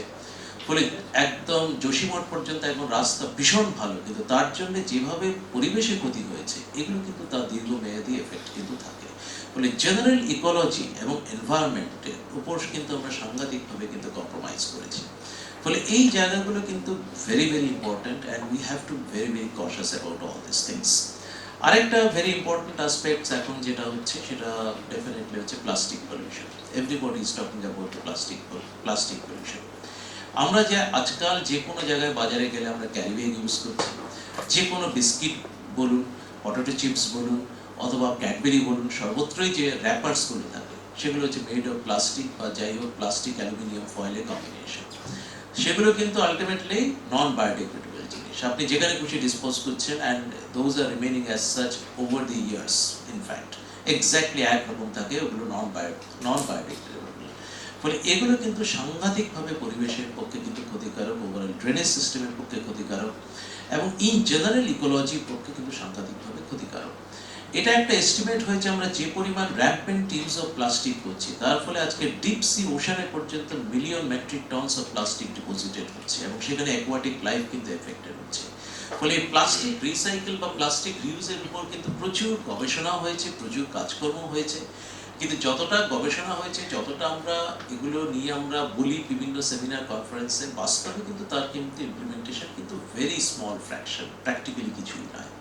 এই যে ওয়ার্ল্ড এনভায়রনমেন্ট ডে নিয়ে আমরা বহু জায়গায় বহু প্রোগ্রাম হচ্ছে, সরকারিভাবে হচ্ছে, বেসরকারিভাবে হচ্ছে, কিন্তু সত্যিকারের পরিবেশ কনসাসনেস যদি আমাদের মধ্যে আনতে হয়, তাহলে সত্যিই কিন্তু পরিবেশের জন্য কিছু চিন্তা ভাবনা করা দরকার, এবং কিভাবে আমরা এই সমস্যাটাকে সমাধান করতে পারি সেটা নিয়ে কিন্তু সিরিয়াস চিন্তা ভাবনা করা দরকার। সেটা কিন্তু দেখা যাচ্ছে না, অন্তত লাস্ট 1 ডেকেড বা 2 ডেকেডের মধ্যে কিন্তু সেটা আমরা দেখছি না। পরিবেশের ভারসাম্য কিন্তু ক্রমশই কিন্তু আরো খারাপ থেকে খারাপের দিকে যাচ্ছে। যেটা বলছিল প্লাস্টিক নিয়ে, প্লাস্টিক কিন্তু একটা সাংঘাতিক সমস্যা আজকালকার দিনে। প্লাস্টিককে ইউজ এখন অ্যাবসলিউটলি আমি কিন্তু রুল করে সেটা আমরা বন্ধ করতে পারি না, বরঞ্চ প্লাস্টিককে কী করে এফেক্টিভলি ইউজ করা যায়, কী করে সেটাকে কালেকশন মেকানিজম আমরা মানে মানে সেটাকে ডিভাইস করতে হবে। প্লাস্টিককে ইউজ করে আবার সেটাকে রিউজেবল প্লাস্টিক করা যেতে পারে, প্লাস্টিক থেকে ফুয়েল জাস্ট আমরা করতে পারি, বা অন্যান্য কোনো রকম ইউজফুল প্রোডাক্টসে আমরা মানে সেটাকে আনতে পারি। এটা কিন্তু অত্যন্ত একটা গুরুত্বপূর্ণ আসপেক্ট। সেটা নিয়ে অনেক রিসার্চ হচ্ছে, অনেক কিছু কিন্তু অ্যাচিভেবল, কিন্তু বাস্তবে কিন্তু সেটা কিন্তু করা হয়। ফলে এই জায়গাগুলোতে আমাদের কনসিয়াসনেস দরকার, আমাদের কনসার্ন আছে, কিন্তু সেই কনসার্নগুলোর যে সলিউশনগুলো সেগুলো কিন্তু বাস্তবে খুব কমই কিন্তু সেটা ইমপ্লিমেন্টেড হয়েছে। ফলে পরিবেশ দিবসের তাৎপর্য তখনই আসবে যখন আমাদের যে এই যে ডিফারেন্ট কনফারেন্স সেমিনারে আমরা পরিবেশ নিয়ে প্রচুর আলাপ আলোচনা করি, কি করা উচিত, কি করলে আরো ভালো হয়, সেই জিনিসগুলো যখন আমরা বাস্তবে আমরা সত্যিকারের আমরা ইমপ্লিমেন্ট করতে পারবো for the environmental preservation, for the environmental conservance. ফলে সেইটা কিন্তু সব থেকে বেশি গুরুত্বপূর্ণ, আপনাদের সবারই আমাদের সবারই সেই দিকে কিন্তু নজর দেওয়া উচিত। ফলে শুধু ওয়ার্ল্ড এনভায়রনমেন্ট ডে আমরা প্রত্যেক বছর আবার সামনে বছর 2024-এ 5th জুন আমরা সেলিব্রেট করব, শুধু সেটা করলেই হবে না। We have to take a pledge, we have to take a oath, যাতে আমরা সত্যিকারের এনভায়রনমেন্টের জন্য আমরা কিছু করতে পারি। আমরা যত স্মল কন্ট্রিবিউশনই হোক, আমরা যদি একটুখানি করে সবাই যদি কিছুটা করি, তাহলে নিশ্চয়ই আমরা একটা প্রপার ডিরেকশন, একটা পজিটিভ ডিরেকশনে আমরা এগোতে পারবো। আর আমি ফার্দার জাস্ট প্রলং করতে চাই না, আপনারা সবাই ভালো থাকবেন, এবং বিশ্ব পরিবেশ দিবসে আমাদের যে ওথ বা প্লেজ যেটা, we have to take that particular oath so that we can preserve our environment and we can keep the earth habitable for the future generation. Thank you very much.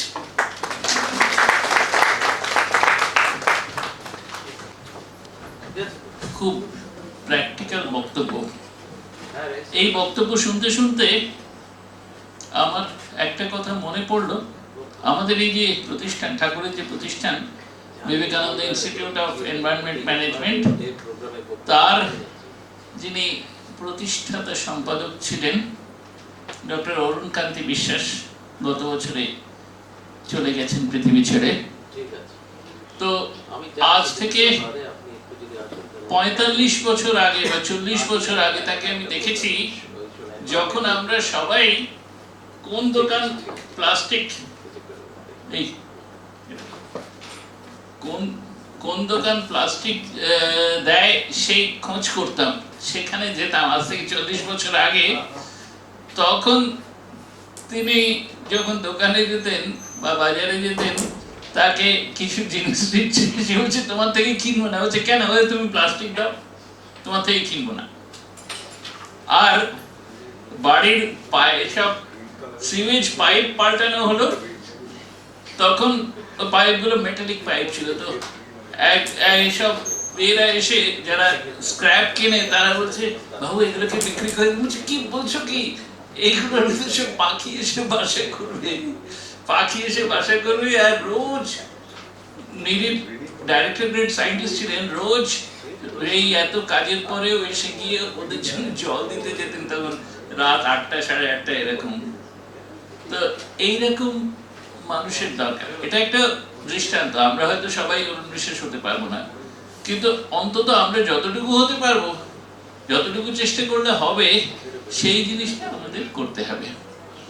তো এই শুভ কামনা জানিয়ে বক্তব্য শেষ করছি।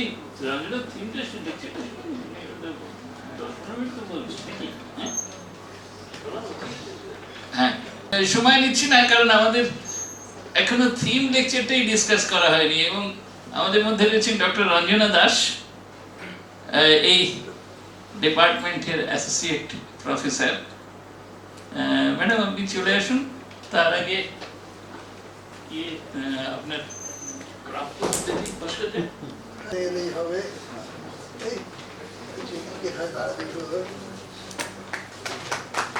তোমরা বলছো ছেলেরা তোলো না,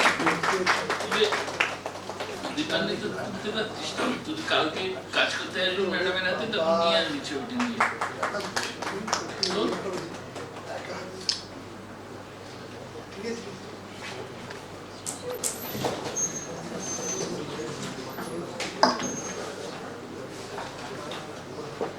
So, Professor Chiranjeev Bhattacharya অনেকটাই বলে দিয়েছেন about the theme of this program. তো জাস্ট আমি তার উপরে আর একটু স্পেসিফিক্যালি কিছু বলতে চাই। তো স্বামীজি যেটা বলে দিলেন উনি ইংলিশে বলবেন, ব্যাপারটা সেটা নয়। আমি জিজ্ঞেস করেছিলাম ওনাকে যে এটা কি ইংলিশ মিডিয়ামে হবে কি বেঙ্গলি মিডিয়ামে, তো উনি বললেন না ঠিক আছে ইংলিশ মিডিয়াম। মানে আমি একটু দুটোকে মিক্স ম্যাচ করেই বলবো, কিছু বাংলায় বলছি কিছু ইংলিশেও বলছি, যাতে স্টুডেন্টরাও একটু ফলো করতে পারে, প্লাস আমার সিনিয়র্স যারা আছেন তারাও যাতে একটু নর্মাল যে টেকনিক্যাল টার্মস যেগুলো আছে সেগুলো জাস্ট একটু তাদের স্টুডেন্টদের মধ্যে কনভে করতে পারে। তো first of all welcome you all. As Professor Bhattacharya told that it was started, the World Environment Day celebration was started in 1972.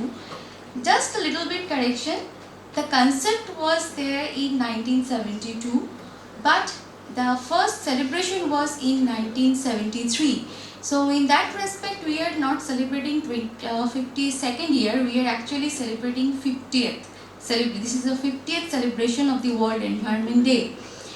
And the first Environment Day concept was about only one earth. The theme was only one earth. And this year, we are celebrating with the theme that is solution to plastic pollution. And plastic pollution ke amra kibhabe remove korte pari. And this is also to just give you idea that this is not the first time that theme was chosen. In 2018, the same topic was there, the same theme was there for World Environment Day celebration, and the theme was beat plastic pollution. So the UNEP, that is United Nations of Environmental Program, they have just repeating this idea, that theme again in 2023. Now this reflects how this pollution, environmental pollution with respect to this plastic pollution is becoming so critical, or it is so alarming for us. That's why the topic is repeating this year also. So we all know about the plastic pollution, and what is plastic pollution is we are concerned about, because the plastic, this technical terms we should use now, the plastic is not biodegradable, যেটাকে আমরা বাংলায় বলতে পারি বিভিন্ন অণুজীবী দ্বারা এটাকে ভাঙা যায় না। মানে কি, বাচ্চাদের জন্য যেটা বলা হয় প্রকৃতিতে ফেলে দিলে সেটা নষ্ট হয়ে যায়, পচে যায়। এই পচে যাওয়াটা কি, বিভিন্ন অণুজীব ছোট ছোট মাইক্রোবসের অ্যাকশনে হয়। So that is, those are plastic is normally not biodegradable. That is the main concern. We are using lots of things, but if those things are, when we are discarding this, যখন আমরা ফেলে দিচ্ছি, if those are naturally, they are degraded, that means those are biodegradable. If are not degrading, that is, it is not biodegradable. So plastic, the main concern is there, it is not biodegradable. So if it is not biodegradable, then what is the, how to deal with this material? Because it is now increasing, its amount is increasing day by day. We are all using the plastic every day. We are having of using the plastic. We are habituated with the plastic. Whenever we are going there, even you can see also here, for all dignitaries, we are provided the plastic bottle of water. Then they are consuming this. After that, they are throwing everywhere. Okay, here and there we are just throwing the plastic. So we have a habit of using the plastic. So that's the problem. And for to meet this demand, the industries, they are producing more and more plastics. And what to do with this plastic? We are not just by discarding. So in this way, they are just polluting our environment. I just want to give you a statistical report on this plastic, a little bit, that at present, about total waste of total amount of the plastic that is producing per year, that is about 380 million tons. And by 2050 it will be around 900 million ton. So now it is 380, and by 25 years the demand will be about 900 million tons. So the demand is there, that means industries are producing, the plastic production is there. But what is the fate of this plastic? This plastic, it is now giving the footprint. জমা হচ্ছে, প্রকৃতিতে জমা হচ্ছে। কোথায় জমা হচ্ছে? It is we are on the land, in the river bed, in the sea bed. So they are just now deposited. Now, only these plastic bottles or the packaging plastic materials, is this only the pollution causing the pollution? The answer is no. There is also a silent killer which is related to plastic, and you should just probably some of you have know the term that is microplastic. So plastic is visible. You can see in the beach there is a plastic bottle. You can remove this. Okay, you can just separate this or collect this from the beach, and you going somewhere or throwing somewhere in a particular place that is assigned for this. But what about the microplastic? Microplastic means for স্টুডেন্টদের জন্য বলছি, প্লাস্টিকেরই একটা ছোট্ট রূপ ভেবে নাও যেটা তুমি চোখে দেখতে পাচ্ছ না, that is microplastic. It is in the micro range. So what about this microplastic? This microplastic is a silent killer for us.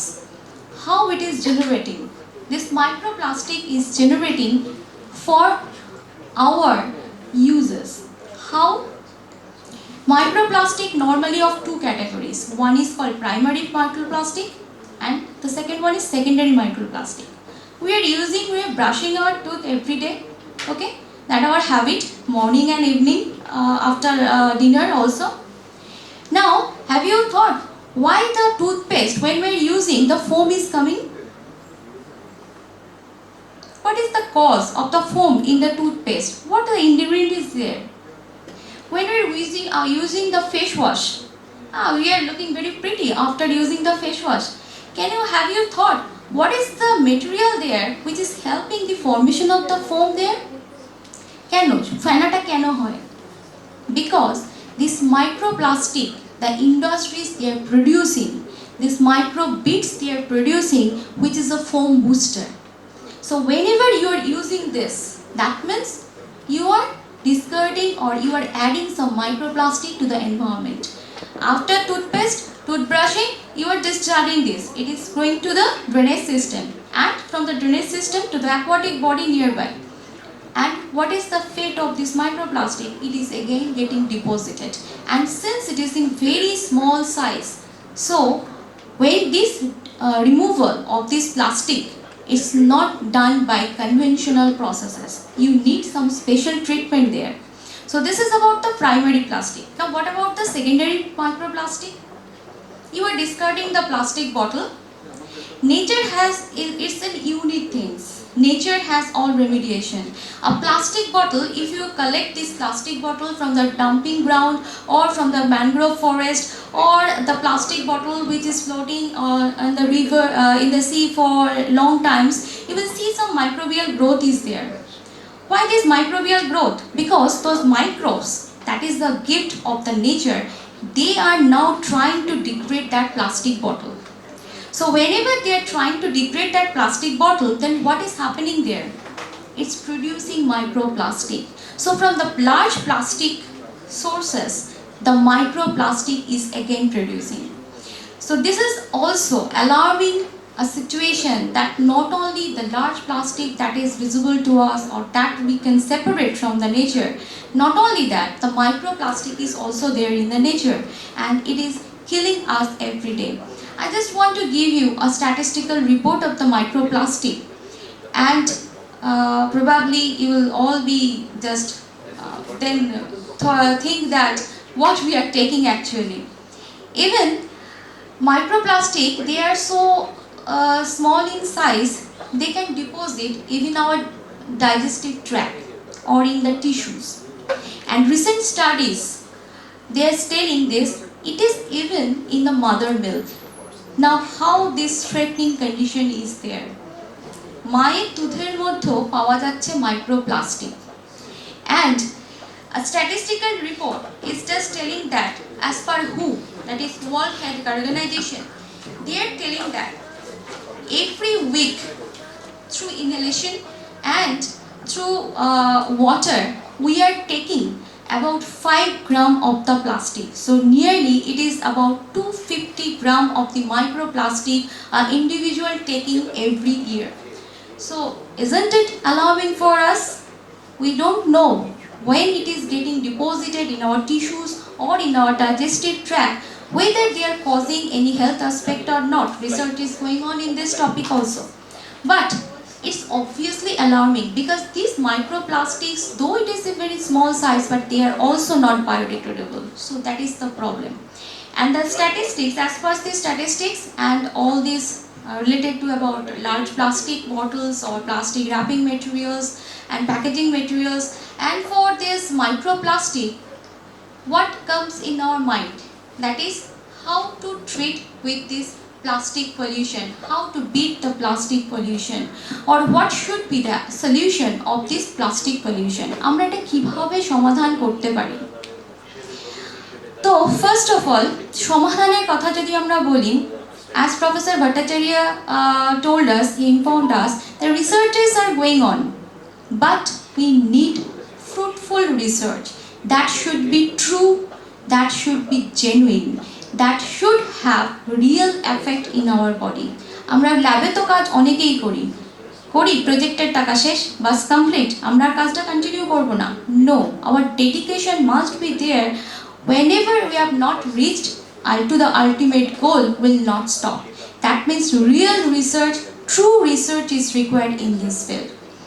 But এটা অনেক বড় কথা, তার আগে আমরা বলবো some simple solutions that we can consider about. What are the simple solutions? First of all, if we categorize this, what is the role of a scientist? একজন scientist কি করবে? সেই প্লাস্টিক পলিউশনটাকে বিট করার জন্য কি করবে? The scientist, he or she will try to develop new technologies, the new methodologies, new processes to beat this plastic pollution. কিভাবে করবে? We know that synthetic plastic, this is derived from the petroleum origin. So the first option is there, if you just can convert this plastic to the fuel. The new term is there, that is RDF, refused derived oil. So this refused derived oil, it is a very common research topic or very interesting research topic, and this RDF, it is involving the conversion of this plastic to the fuel. Even in our lab, that is in Professor Bhattacharya's lab, we are also working on the same topic, that is how this low density low density polyethylene can be converted to the oil, that is a crude oil. We are just doing this research on this. So this is the base area where scientists can do. What they can do, the plastic can be incinerated. And after incineration, what we are getting some char or some sticky material is there. And also some volatile inorganics are there. Sometimes it is also by this process converted to its monomer. যেটা দিয়ে ওটা তৈরি হয়েছে, that monomer it is converted. Now that char, where we can use this char? How we can use this char? This can be used as an adsorbent material. This can be used in combination with the bitumen to form the road, to prepare the road. In West Bengal, I want to mention that in the Raina block of Purba Barwan, 320-meter road has been prepared, that is called Blue White Road, which is mixed with this tar material that is produced from the plastic, waste plastic, and in combination with the bitumen, and its cost is about 22 lakhs. And the engineers, they are claiming that this road is more durable than normal bitumen or the road. It is free of any potholes. It is totally frictionless.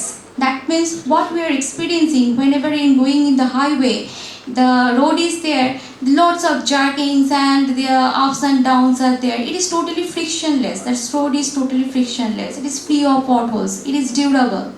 But though we are preparing this, the question again comes in mind, what is the future of this road? Is it compatible with the nature? Is it like that? The when the monsoon season will come and some microplastic will be washed away from this road and it will pollute the nearby lakes and the rivers? The question is still there. So the answer is there that we can use the plastic, we can recycle the plastic, but the concern is also there. Is it actually eco-friendly?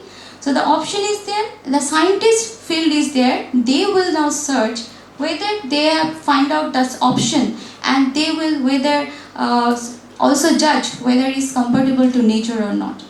So this is the field of the scientist. Scientists also working on biodegradable plastic. That is the plastic material which is when degraded, they are just when they are discarded they will be degraded by naturally. That is also a field. And more importantly, one field is also coming, that is an application of biotechnology. Scientists are now concerned about the wax-eating moth or wax-eating larvae. These wax-eating larvae, they are particular type of larva which is called Indian moth is there.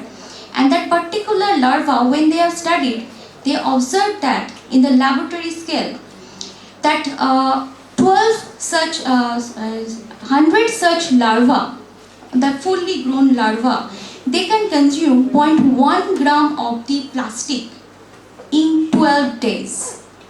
So obviously it is a very good solution, but it is a very good solution to us or to the scientists that we can culture this larva and with this larva we can degrade the plastic. But when we are just culturing this larva, what is the fate of this larva? They are taking the plastic as a food. So it's obvious that in their body there is also microplastic.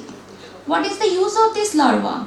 These dried larvae are normally used for feeding the fish, bird, the tortoise. So if the microplastic is there within their body, so ultimately it is going again to the body of the fish, bird and the tortoise or any of these animals. So ultimately microplastic is not removed. They are again going to your body. So the solution, the scientists, they are trying to find out what are the solutions are there. Obviously their solution they have already found out, but ultimately the question is there whether it is the real solution. So from this point of view, a new concept is coming, and this concept is called, as we have studied the term zero discharge concept, that is industries will not discard anything. Similarly, the plastic recycling or this type of the plastic use, there is also a term that is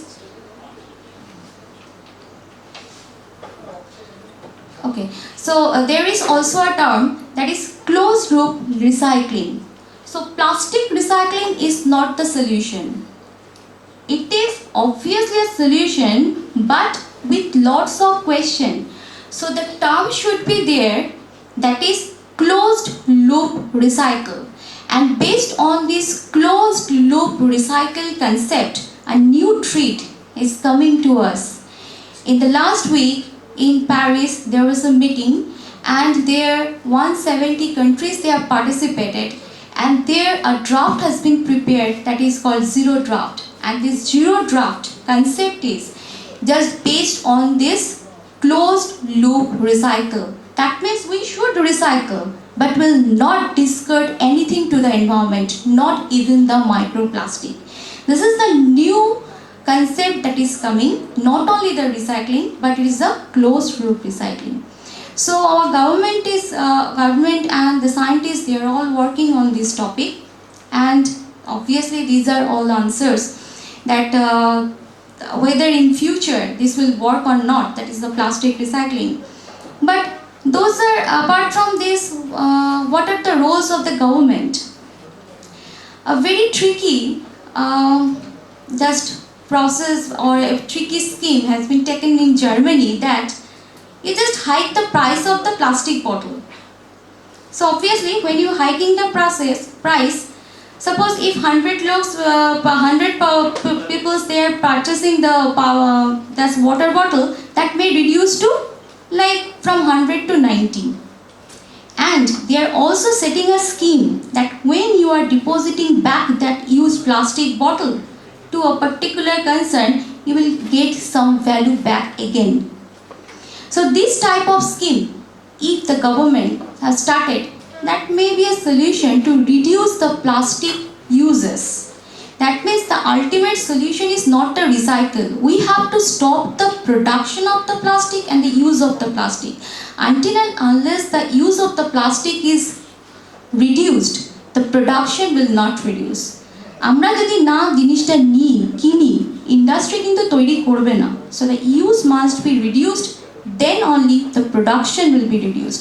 So this type of scheme can be done. Again, probably you have all know about the G20 meet this year, which was held in Kashmir, and there our PM he just publicized his jacket. You know why? What was the specific feature of that jacket that our Prime Minister wore on this G20 meet this year? The jacket, we know that he's always wearing the jacket. So that specific jacket, he just publicized his jacket because it is made up of the plastic. So in this way, he just gave the message to the other countries that plastic recycling is possible in this way. Some brands are also there in India. Some people are working on this. They are producing, I can name the brand Thalin.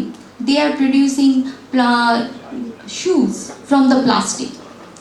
There is also a brand, you can search in internet also, that is Without.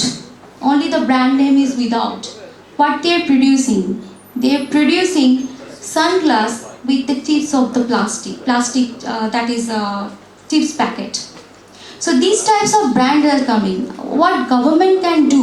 Government can promote this type of the concerns or this type of the startups or this type of the initiatives, so that more and more plastic recycling or these types of product can come in future. Not only in the sunglass or in the fabric, in the shoe you can use, or in combination with the jute, you can make this type of jute bag. That is not only the jute bag, it is with the plastic and jute combination is there. That bag is very, very having long lifetime.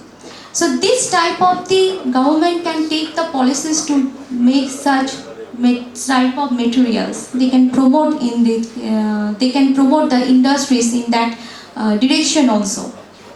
So is it only what do you think? It is only the concern of the industries and the scientists and the government? No. We are all having some responsibility also. And what is that? Our responsibility? We have discussed about this. We have discussed about the responsibility of the government, of the scientist. Then what about the individual? আমরা কি করব? আমরা কি করতে পারি? আমরা কিছুই করতে পারি না। আমাদের এটাই মনে হয়। আমরা করতে পারি এটাই, our dependence on the plastic we can reduce. We have to just stop the use of the plastic. আমরা plastic use করব না। We can যেটা Professor Bhattacharya বললেন, we should take the oath that we should not use the plastic. We should make the habit of using some sustainable things, which is a good replacement of the plastic. We can use that, but we should reduce the use of the plastic. This is the main responsibility of all the individual. And what is another this? We should change our thought. আমি একটা plastic bottle use করলাম না, আরে আমার পাশের বাড়ির তো সবাই করছে, একটা বটল ইউজ না করে আমার কি হবে, কি আর আমি কন্ট্রিবিউট করতে পারবো না। This is not like that. Your thought have to be changed. I am not using the plastic. You try to convey this message to your relative. You try to convey a message to our child. না বাবা, একটাই bottle use কর, রোজ rose water bottle change করিস না, যেখানেই যাচ্ছি সেখানেই একটা বটল কিনে ফেলছি, জলের বটল না। So in this way, our responsibility is also to spread the awareness and to show the people what is the bad side of the plastic. So plastic solution is not the responsibility of the government or the scientists or the industries. No, the main responsibility is for the individual. If the final consumer is absent, it is zero. No industry will produce the plastic. If the plastic production is reduced, ultimately you can go for the plastic free world. So with this message, I want to stop here now because some other speakers, they are also waiting here. I just want to give you a message. You just spread the love for the nature. প্রকৃতিকে ভালোবাসতে হবে।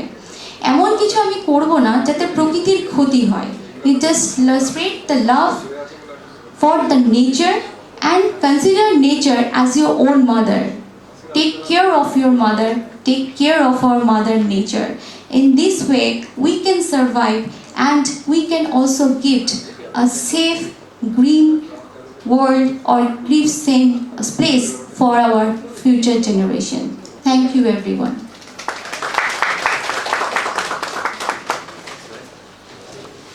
It is really an illuminating speech full of constructive ideas. And now it is the duty of all the newcomers, all the youngsters to translate all these things into action. Our Pro-BC and head of the department, they are extremely busy, so they are leaving the program. আমাদের এর পরের অনুষ্ঠান ছোট্ট করে বিদ্যাসাগর শিশু শিক্ষা নিকেতন থেকে যারা এসছো তারা একটা ছোট্ট বক্তব্য রাখবে, খুব সাধারণ বক্তব্য। রজনী ম্যাডাম একটু বসুন, আপনি তো থাকবেন, তো সেটি শোনার জন্যে চলে এসো, তারস চলে এসো। নমস্কার, আমার নাম তারাস মান্ডি। আমি বিদ্যাসাগর শিশু শিক্ষা নিকেতন জাদুঘোড়া থেকে অযোধ্যা পাহাড় বাঘমুন্ডি পুরুলিয়া থেকে এসেছি। বিদ্যালয় পক্ষ থেকে আপনাদের সবাইকে প্রণাম জানাই। আজ 5 জুন বিশ্ব পরিবেশ দিবস। স্কুলে, কলেজে, ক্লাবে, বিদ্যালয়ে, নানান জায়গায় আজকের দিনে বিশ্ব পরিবেশ দিবস পালিত হচ্ছে। আবার আমরা Vivekananda institute of environment and ম্যানেজমেন্টের আমন্ত্রণে যোগদান করতে পেরে খুবই আনন্দিত। পরিবেশ আজ উষ্ণায়নের পথে। উষ্ণায়নকে আটকাতে হলে আমাদেরকে মানব সমাজকে সচেতন হতে হবে। রক্ষা করতে গেলে সকলকে এগিয়ে আসতে হবে। বর্তমানে পরিস্থিতিতে বায়ু দূষণ, শব্দ দূষণ, জল দূষণ, মাটি দূষণ অনেক পরিমাণে বাড়ছে। বায়ু দূষণের ফলে বিভিন্ন রকম পশু পাখি মারা যাচ্ছে। শব্দ দূষণের ফলে মানুষজনের অসুবিধা হচ্ছে। জল দূষণের ফলে জলজ প্রাণীরা মারা যাচ্ছে। মাটি দূষণের ফলে মাটিতে যারা থাকছে বা পোকামাকড়রা মারা যাচ্ছে। এই দূষণ না আটকাতে পারলে আগামী দিনে ভয়াবহ পরিস্থিতি দাঁড়াবে। তাই আজ থেকে সবাইকে আবেদন খাতা কলমে নয়, হাতে কলমে বৃক্ষরোপণের মাধ্যমে সবুজায়ন আনতে হবে। তাহলে আগামী দিনে সুন্দর পরিবেশ বজায় থাকবে। আমরা ছোট্টরা আমাদের বিদ্যালয়ে ছোটবেলা থেকে শিক্ষক শিক্ষিকাদের অনুপ্রেরণায় বিদ্যালয়ের চারপাশে বৃক্ষরোপণ করি। এই বছর বিদ্যালয় এবং কাছাকাছি এলাকাতে 150টি ফলের গাছ সহ অন্যান্য অর্থকরী গাছ লাগানোর পরিকল্পনা আছে। আজ আমরা সবার কাছে বার্তা দিতে চাই, গাছ লাগান, প্রাণ বাঁচান। আমাদের শপথ নিতে হবে যে সকলকে হাতে হাত রেখে কাঁধে কাঁধ মিলিয়ে পরিবেশকে রক্ষা করি। তবেই জীবকুল জীব বৈচিত্র্য ভালো থাকবে, সুন্দর থাকবে এবং আনন্দে থাকবে। নমস্কার। সুন্দর বলেছ। এই বলার সঙ্গে আরেকটা জিনিস আমাদের দেখতে হবে যে আজকে যে তারস এসছে আর অন্যান্যরা যারা এসছে ওদের সঙ্গে 5 জন এসছে, আমরা তো রেগুলার যাই ওদের কাছে। আমাদের এই বিবেকানন্দ ইনস্টিটিউটের পক্ষ থেকে কিছু ছোট প্রজেক্ট ওখানে চলছে। আমি একটা কথাটা শুনতে আমাদের খারাপ লাগবে, কিন্তু আমি আমার রিয়েলিটিটা কি সেটা বোঝার জন্য বলছি। কয়েক বছর আগে যখন এরকম গরমের সময় আমি গেছি ওখানে, আমাকে একটা জায়গায় বসতে দিয়েছে, এমনি প্রাকৃতিক হাওয়া আসছে, কিন্তু পুরুলিয়াতে আপনারা জানেন কি অসম্ভব গরম। তা আমি তখন এই প্রকল্পটির যে মূল প্রবক্তা রামনাথ মুর্মু এখানে বসে আছে পিছনে, তাকে বললাম তোমাদের কতগুলো পাখা লাগবে বলো, আমরা আশ্রম থেকে দেওয়ার চেষ্টা করতে পারি। তো ও একটু অস্বস্তির সাথে আমাকে বলল, মহারাজ আমরা তো পাখা ছাড়াই থাকতে অভ্যস্ত, বরং ওই টাকাটা পেলে আমরা ছাদটা সারাতে পারি, বর্ষাকালে জল পড়ে। তো সেই জায়গা থেকে এই যে আমরা যাই, এই দোলের সময়তেও যাওয়া হয়েছিল আমার মনে আছে। তা আমরা একটা কোনো কিছু জিনিস বাচ্চারা পেয়েছে, একটা পোশাক পেয়েছে হয়তো পেয়েছে, সেটাকে কত সুন্দর করে গুছিয়ে রাখছে, একটা চটি রাখে একসঙ্গে।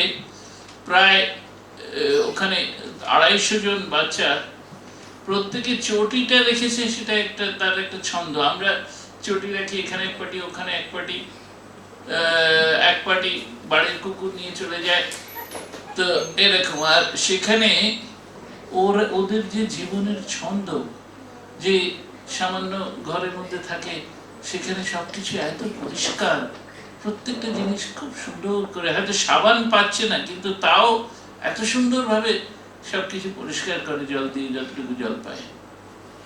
তো সেই জিনিসটা আজকে এই বক্তব্যের সঙ্গে এই ব্যাপারটাকে আমাদের মিলিয়ে নিতে হবে। আমরা অনেকে অনেক ভালো প্রেজেন্টেশন দিচ্ছি।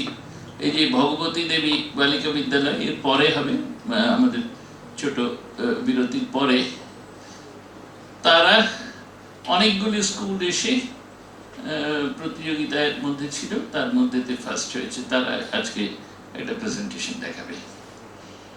কিন্তু এই বিদ্যাসাগর শিশু শিক্ষা নিকেতন, তারা যেভাবে তাদের জীবন সংগ্রাম, সেটাকে তারা দাঁতে দাঁত চিপে যেভাবে মানুষ গড়ার দিকে এগিয়ে যাচ্ছে, এটা একটা খুব প্রশংসনীয় প্রকল্প।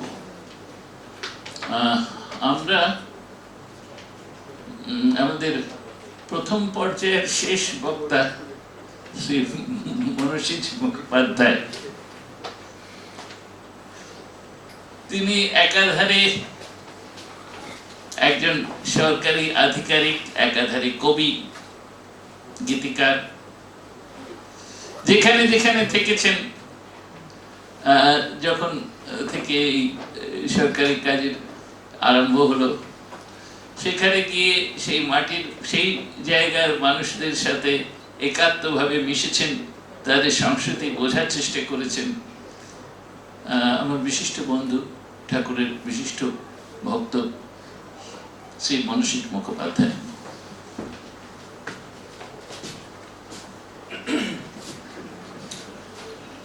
মহারাজকে প্রণাম জানাই। এখানে যে অসংখ্য গুণী মানুষ আজকে এসেছেন, তাদের প্রত্যেককে আমার সশ্রদ্ধ নমস্কার, এবং উপস্থিত যারা ছাত্রছাত্রী বন্ধু আছে, ভাই বোনেরা আছো, তাদের প্রত্যেককে শুভেচ্ছা জানাই। আজকে একটা খুব ভালো বিষয়, বিশ্ব পরিবেশ দিবস, আমরা একত্রিত হয়েছি।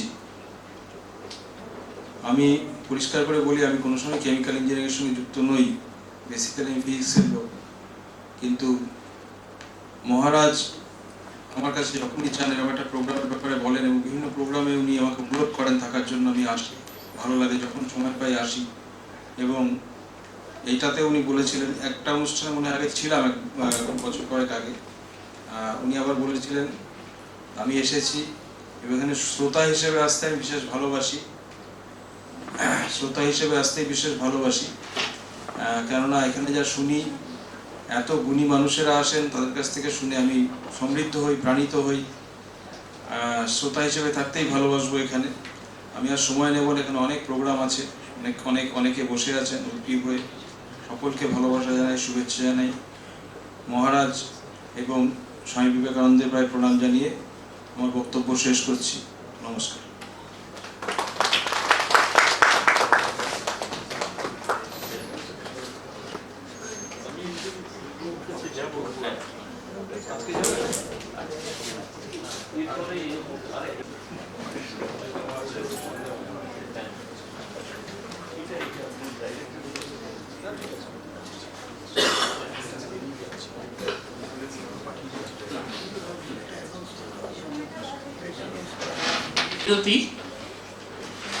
বিরতির পরে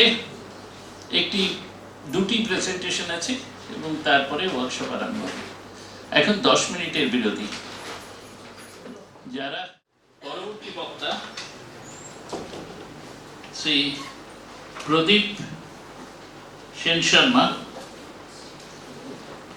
প্রদীপ সেন শর্মা এই ডিপার্টমেন্টের 81 পাস আউট এবং silver medallist.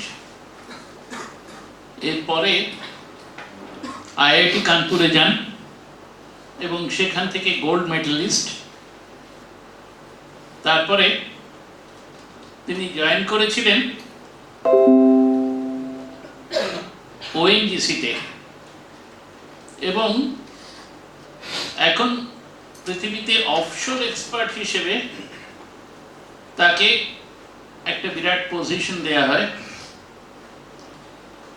ওএনজিসিতে chief general manager অব্দি ছিলেন এবং তারপরে ওএনজিসি ছেড়ে দিয়ে আবুধাবিতে যে অয়েল এক্সপ্লোরেশন প্রজেক্ট, আমরা জানি সবাই মিডল ওয়েস্টের অয়েল আমরা ব্যবহার করি, তো সেই প্রজেক্টের অয়েল এক্সপ্লোরেশনের কর্ণধার এবং স্বাভাবিকভাবেই global oil and gas expert.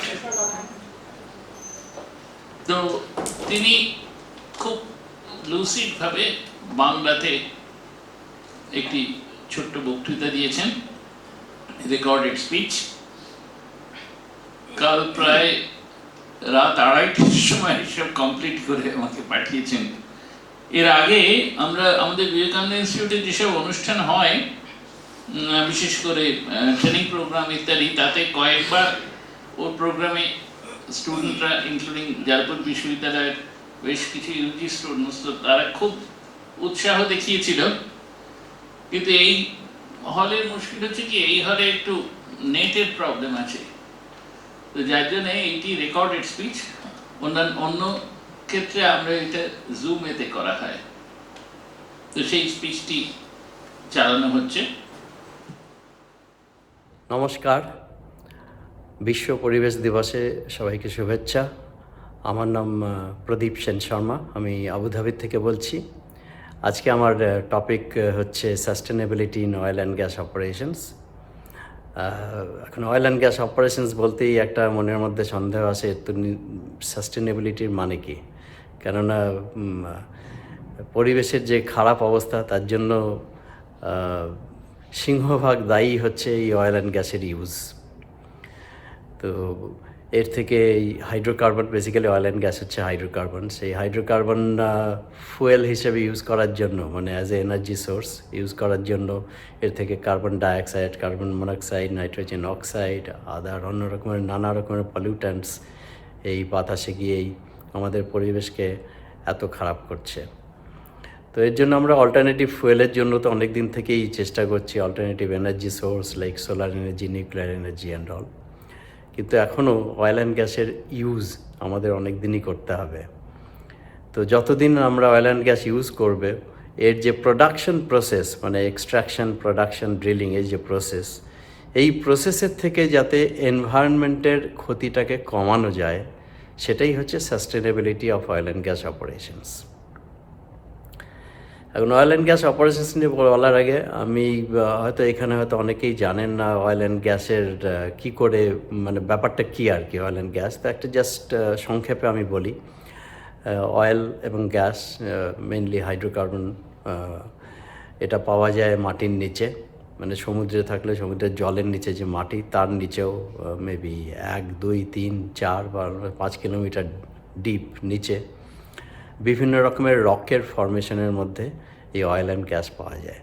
সেটাকে আমরা ড্রিলিং করে সেখানে ওয়েল বসিয়ে সেই অয়েল অ্যান্ড গ্যাস এক্সট্র্যাক্ট করে তারপরে সেটাকে ওপরে বিভিন্ন রকমের প্রসেসিং ইকুইপমেন্টের মধ্যে প্রসেস করে আমাদের যে মেন 3টে প্রোডাক্ট ওটা থেকে আসে, অয়েল, গ্যাস অ্যান্ড ওয়াটার, সেইগুলোকে আমরা সেগ্রিগেট করি, পুরো সেপারেট করে অয়েল আর গ্যাস এক্সপোর্ট করি পাম্প করে, আর ওয়াটারকে আমরা পাম্প করে একটা রিজার্ভারের মধ্যে ডিসপোজ করে দিই।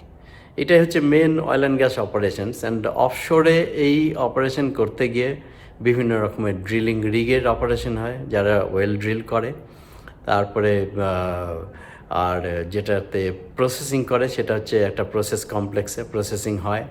তো এটাতে অনেক রকমের ইকুইপমেন্ট ইউজ হয়, যেমন পাম্প, কম্প্রেসার, জেনারেটর, টারবাইন, তারপরে অনেক রকমের ট্রান্সপোর্টেশন ইউজ হয়, শিপ, ট্যাঙ্কার, দেন supply boat, barge, helicopter.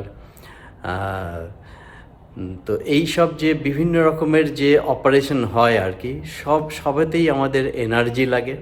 Plus এর থেকে এই যে বিভিন্ন রকমের পাইপলাইন আছে, ওখানে পাইপলাইনের মধ্যে অয়েল, গ্যাস, ওয়াটার, প্লাস অনেক রকমের কেমিক্যাল আছে, যা এগুলো অনেক কেমিক্যালি অনেক রকমের টক্সিসিটি আছে।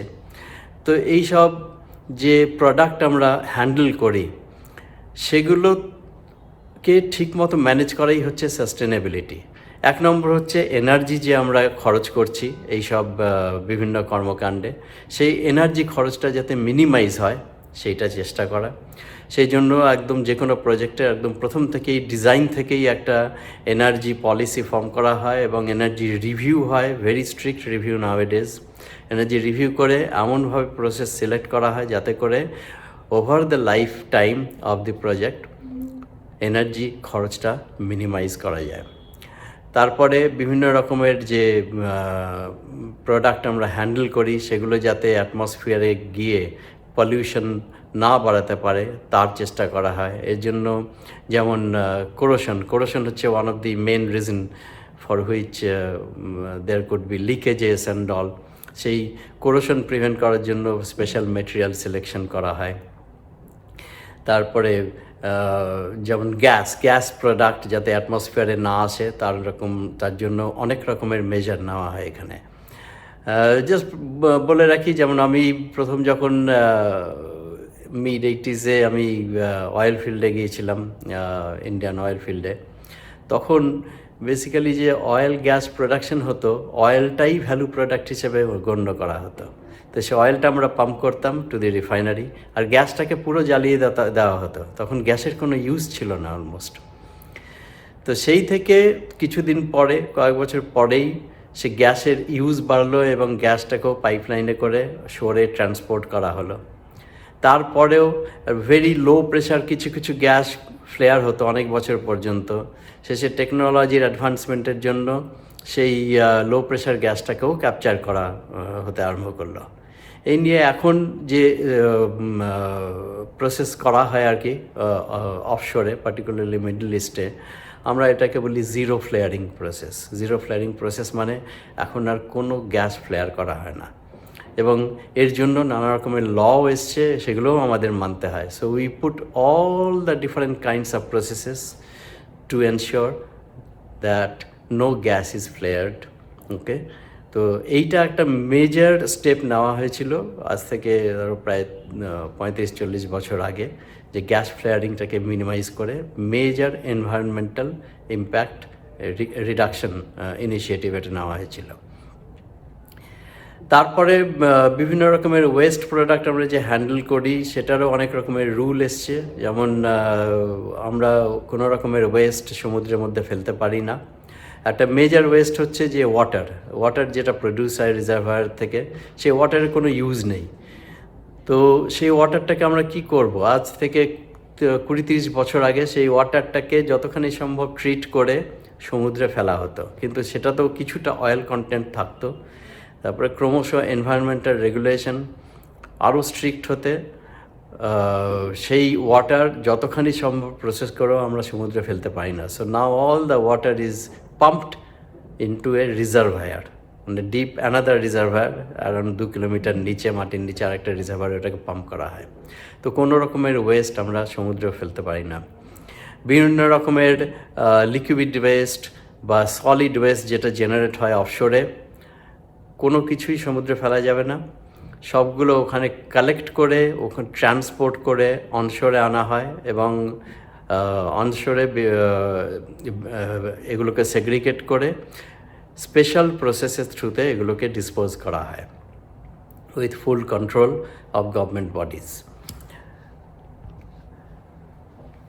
এত কিছু মেজার ওখানে নেওয়া হয় যাতে করে total environmental impact of oil and gas operations is minimised. এছাড়াও এনার্জির যে ইউজ আমি বললাম, একটা হচ্ছে মিনিমাইজেশন অফ এনার্জি। তারপরেও এনার্জির মেন সোর্স যেটা অফশোরে, সেটা এখনও হচ্ছে গিয়ে ওখানে যে অয়েল অ্যান্ড গ্যাস যেটা হয়, সে গ্যাসটাকে জ্বালিয়ে in gas turbine or gas generator, এখানে জ্বালিয়ে আমরা পাওয়ার জেনারেট করি। তো এখন it is not a green পাওয়ার। তো এখন major oil and gas companies তারা চেষ্টা করছে যাতে more and more green power use করা যায়। যেমন ইউএইতে একটা প্রজেক্ট অলরেডি চলছে যেখানে অফশোরের বেশিরভাগ প্ল্যাটফর্মের এনার্জি সাপ্লাই আর ইলেকট্রিসিটি সাপ্লাই হবে শোর থেকে, মানে আবুধাবি শহর থেকে, এবং অফশোরের যে individual oil and gas burned power generation unit, ওগুলোকে আস্তে আস্তে বন্ধ করা হবে। এবং অনশোরে এনার্জির সোর্সটা কি? এনার্জির সোর্স হচ্ছে গিয়ে মেনলি ওরা ট্রান্সফার করছে to nuclear or solar energy, যেগুলো হচ্ছে গ্রিন এনার্জি। তো এই করে 1 নম্বর হচ্ছে এনার্জি কনজাম্পশন কমানো, 2 নম্বর হচ্ছে এনার্জির সোর্সটাকে আমাদের মোর অ্যান্ড মোর গ্রিন সোর্সের দিকে নিয়ে যাওয়া, দুটো।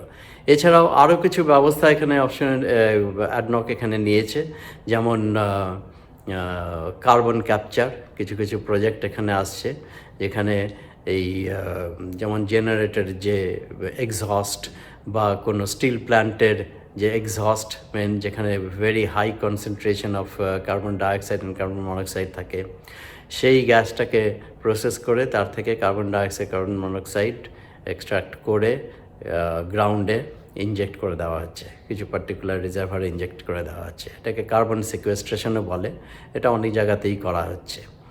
তো এইরকম বিভিন্ন রকমের প্রসেসের মধ্য দিয়ে অয়েল অ্যান্ড গ্যাসের যে এনভায়রনমেন্টাল ইম্প্যাক্ট, এগুলোকে কম করা হচ্ছে এখানে। একটা মেজর পলিউট্যান্ট অফশোরে হয় প্লাস্টিক। তো প্লাস্টিকের যে ওয়েস্ট ওখানে জেনারেট হয়, সেটা আলাদা করে অ্যাজ এ প্লাস্টিক আলাদা করে ওখান থেকে নিয়ে সরে আনা হয় এবং থ্রু প্রপার ডিসপোজাল মেথড এটাকে ডিসপোজ করা হয়। কিন্তু মেজর যে সিয়ের প্লাস্টিক পলিউশন, সেটা অয়েল অ্যান্ড গ্যাস ইন্ডাস্ট্রিজ থেকে হয় না। এটা প্লাস্টিক পলিউশন ইনফ্যাক্ট আমাদের মতো জেনারেল পাবলিক যারা প্লাস্টিক ইউজ করি এবং রেসপন্সিবলি এটাকে ডিসপোজ করি না, তাদের থেকে এই প্লাস্টিক পলিউশনটা আসে। প্রথমে সয়েলের ইরোশন হয়, সয়েল থেকে তারপরে গিয়ে আস্তে আস্তে সমুদ্রে গিয়ে সেখানে গিয়ে প্লাস্টিক ব্রেক হয়ে মাইক্রোপ্লাস্টিক হয়ে থ্রু আউট দ্য ওশান এটা ডিস্ট্রিবিউট হয়। তো এর জন্য আমাদের সবাইকেই, প্লাস্টিক পলিউশনের জন্য আমাদের সবাইকেই ইন্ডিভিজুয়ালি প্লাস কালেকটিভলি ব্যবস্থা নিতে হবে। কিছু কিছু জায়গাতে, ইন্ডিয়াতে, ইউএইতেও প্লাস্টিকের ব্যবহার ক্রমশ রেস্ট্রিক্ট করা হচ্ছে। যেমন সিঙ্গেল ইউজ প্লাস্টিক অনেক জায়গাতেই ব্যান করা হয়েছে এবং আস্তে আস্তে আরও বেশি স্ট্রিক্ট রুল আনছে। আনা হচ্ছে যাতে করে প্লাস্টিকের ব্যবহার কমা যায়। কিন্তু আমাদের দেখতে হবে প্লাস্টিকের ব্যবহার করলেও এর যে ডিসপোজাল সেটা যেন আমরা রেসপন্সিবলি করি। এইভাবেই আমাদের এই এনভায়রনমেন্টাল পলিউশনের জন্য আরও ডিপ স্টাডি করতে হবে। পার্টিকুলারলি যারা তোমাদের মতো ছাত্র যারা এখন আছো তাদের মধ্যে অনেক রকম নতুন নতুন আইডিয়া আসতে পারে। তো এই পলিউশন নিয়ে তোমরা একটু ডিপ চিন্তা করো, করে নিজেদের মাথা খাটিয়ে বার করা আরও নতুন নতুন কীভাবে আমরা এই পলিউশনটাকে মিনিমাইজ করতে পারি, যাতে করে আমাদের শুধু অয়েল অ্যান্ড গ্যাস অপারেশনস না, হোল এক্সিস্টেন্স আরও সাস্টেনেবল হয়। ধন্যবাদ।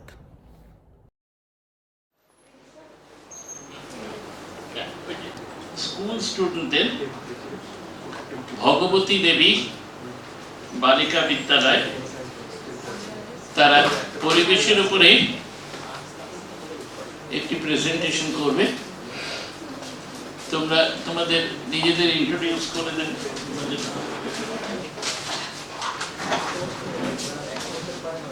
Good afternoon everybody, and also good afternoon to all those presentees like honorable teachers, professors and of course the audience. It's my pleasure to present it to all my respected sirs and ma'ams. I would like to thank the Jadavpur Institute in collaboration with the Vivekananda Institute of Management Kolkata who have come to organize the World Environment Day celebration. I'm Devashmita Das and my classmate Reshma Khatun. Today we read in class 9 and we are from Bhagavati Devi Balika Vidyalaya. Today we will be presenting the presentation on the topic of pollution. So I'm starting from the base that how we define the term pollution. Pollution is the introduction of harmful materials into the environment. Those harmful materials are called as pollutants. In today's world, pollution is the most concerning issue in our mankind and as well as our planet. In other words, pollution is disturbing the balance of the ecosystem. Moreover, it impacts on our lifestyle and severely it greatly contributes in the global warming. So you always need to keep the invaluable words in your mind that pollution is never a solution. There are various types of pollution like air pollution, soil pollution, water pollution, noise pollution, radioactive pollution and light pollution. So my first point of discussion is about air pollution. Air pollution refers to any kind of physical, chemical or biological change into the air. It is causes of various types of food damages and various types of also leaf diseases like necrosis, chlorosis and mottle spot on the leaves. It causes cancer and genetic mutation. About 40% of death occur due to air pollution. Now we can see the data on the PowerPoint that Patna is on the second and Delhi is on the first and Ludhiana is on the last place. So air pollution is caused by excessive use of automobiles by fuels, use of petrol, diesels and of like coals. So if we want to stop the air pollution, then we should take the following steps. Like the most important, we need to use the public transport and use of bicycles instead of using own private cars. And now now we also need to use the clean energy fuels like LPG, biogas, solar, etc. and stop using the polluting gases like coals, petrols and diesels. Now my second part of discussion is about water pollution. Water pollution is a contamination of water sources by substances which make the water unusable for drinking, cooking, cleaning and other activities. Water pollution is caused by the industrial waste which contain toxic compounds and toxic chemicals which make the water polluted. So if you want to stop the water pollution, then you should take the following steps. Like the most important, we need to stop the polluting water of factories which flowing directly into the rivers, and we also need to stop the throwing various types of garbages into the water should be stopped, and also we need to stop the fertilized water which is flowing directly into the rivers. In that way we can stop the water pollution. And now my second point of discussion is about soil pollution. Soil pollution can be defined as presence of toxic chemicals, compounds, radioactive materials which make the soil polluted. So it also affects on the plant growth and animal health. The soil pollution mostly causes by human activities, and those are agriculture's activity, use of fertilizer, mining, landfills, etc. So if you want to stop the soil pollution, you should take the following steps, like the most important: reforestation, forest management, and mass awareness, use of natural fertilizers.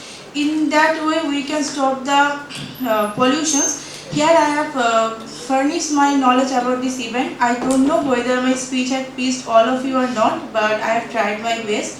And now I am heading over to my friend Reshma. Now, I, Reshma Khatun, will continue the presentation. My first point is noise pollution. We all know that sound is a form of energy. What is noise pollution? Noise pollution is when the level of noise increases more than the normal level. The excessive heat of the repeated exposure may cause harm to humans or other living beings. Noise pollution is mainly of three types: transport noise, industrial noise, and neighborhood noise. Transport noise mainly consists of traffic noise, which has increased with the number of vehicles. Industrial noise is the high intensity noise which is caused by heavy industrial machines. Neighborhood noise happens due to musical instruments, loudspeakers or transistors. Mining and also construction of building, etc. add to the noise pollution. Noise pollution has a severe effect on the human health, like hypertension, sleeping disorders, and cardiovascular issues are the direct result of noise pollution. But we can control noise pollution in various ways. Controlling recreational noise, such as that of loudspeakers, musical instrument sound should be controlled to desirable limits. Explosives should not be used in the forest, mountainous, and mining areas. Dense tree cover is also useful in the prevention of noise pollution. Now let us see how government has implemented certain policies to control pollution. Government has launched National Action Plan on Climate Change (NAPCC) in 2008, which outlines 8 missions addressing climate change related issues, including the promotion of renewable energy, energy efficiency, sustainable habitat, and water resources. Another mission launched by government is National Solar Mission, and the mission aims to promote the development and use of solar energy in India.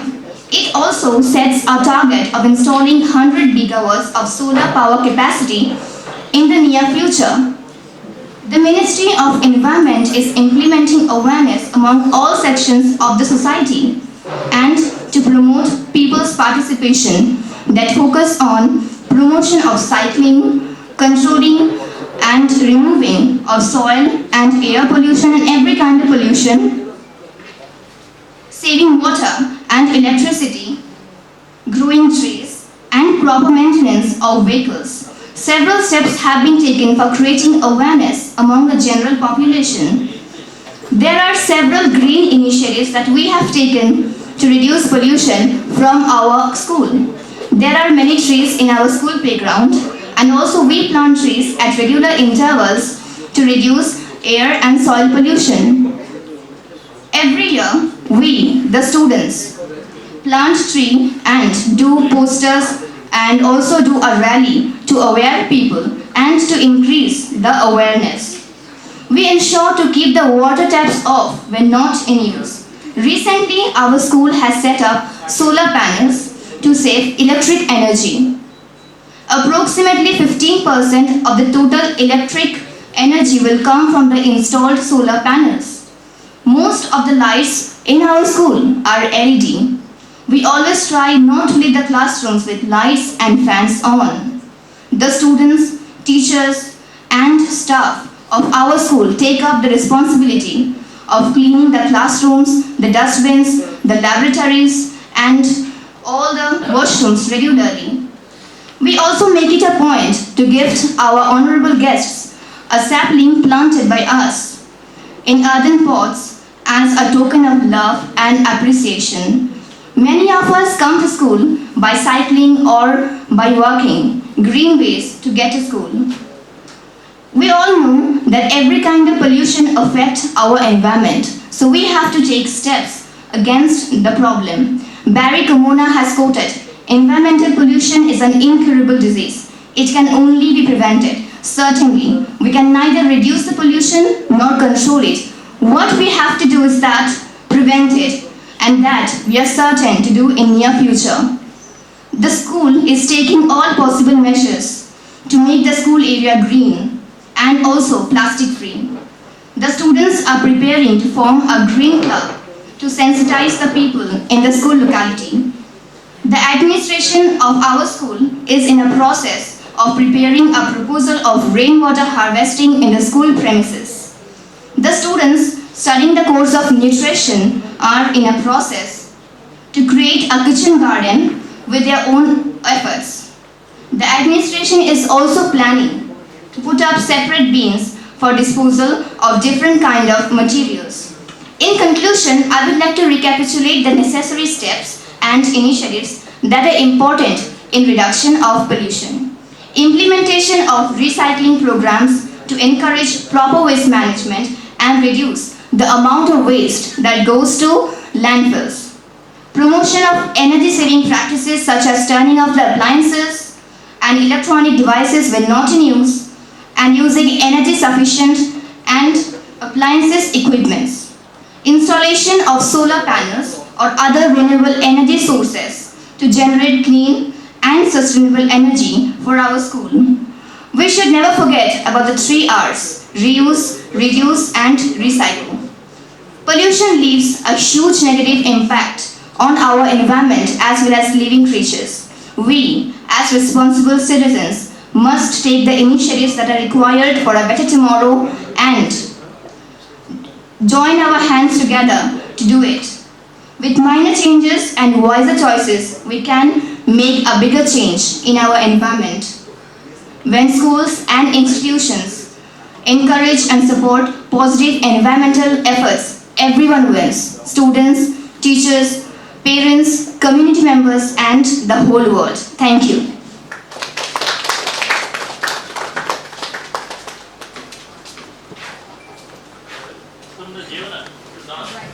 The background, actually, we organize the awareness campaign and such type of competitions, and this school last year also they topped out of several schools of Saltec.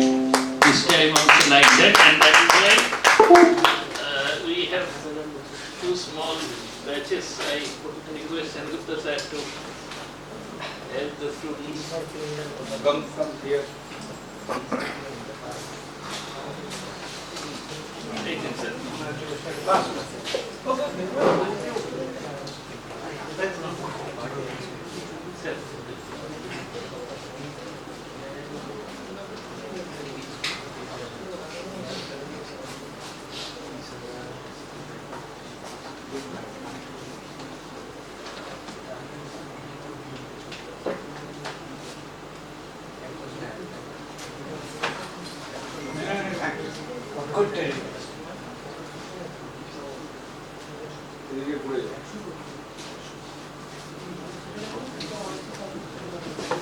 And from the Vidyasagar Shishu Shiksha Niketan, the 3 students I request to come to the front. যারা বিদ্যাসাগর শিশু শিক্ষা নিকেতন থেকে এসেছে সেই 3 জন ছাত্রকে সামনে আসতে বলছি। স্যার আপনি বসুন। And I request Taputana to come and felicitate them with the badges. And Ramnath also. Enough. আরেকটা ছেলেটা দিচ্ছি।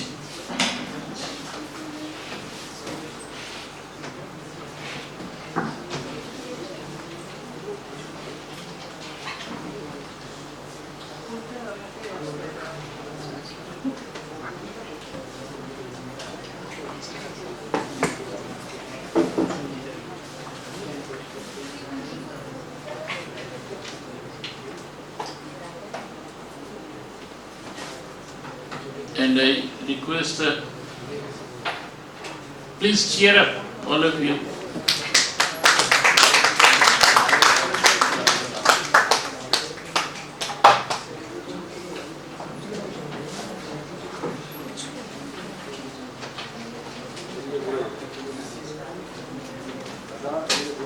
তুমি একটা মুখটা কালো করে দাঁড়িয়ে চলে হ্যাঁ হাসো একটু আমাদের দিকে একটু হাসো খুব ভালো লাগে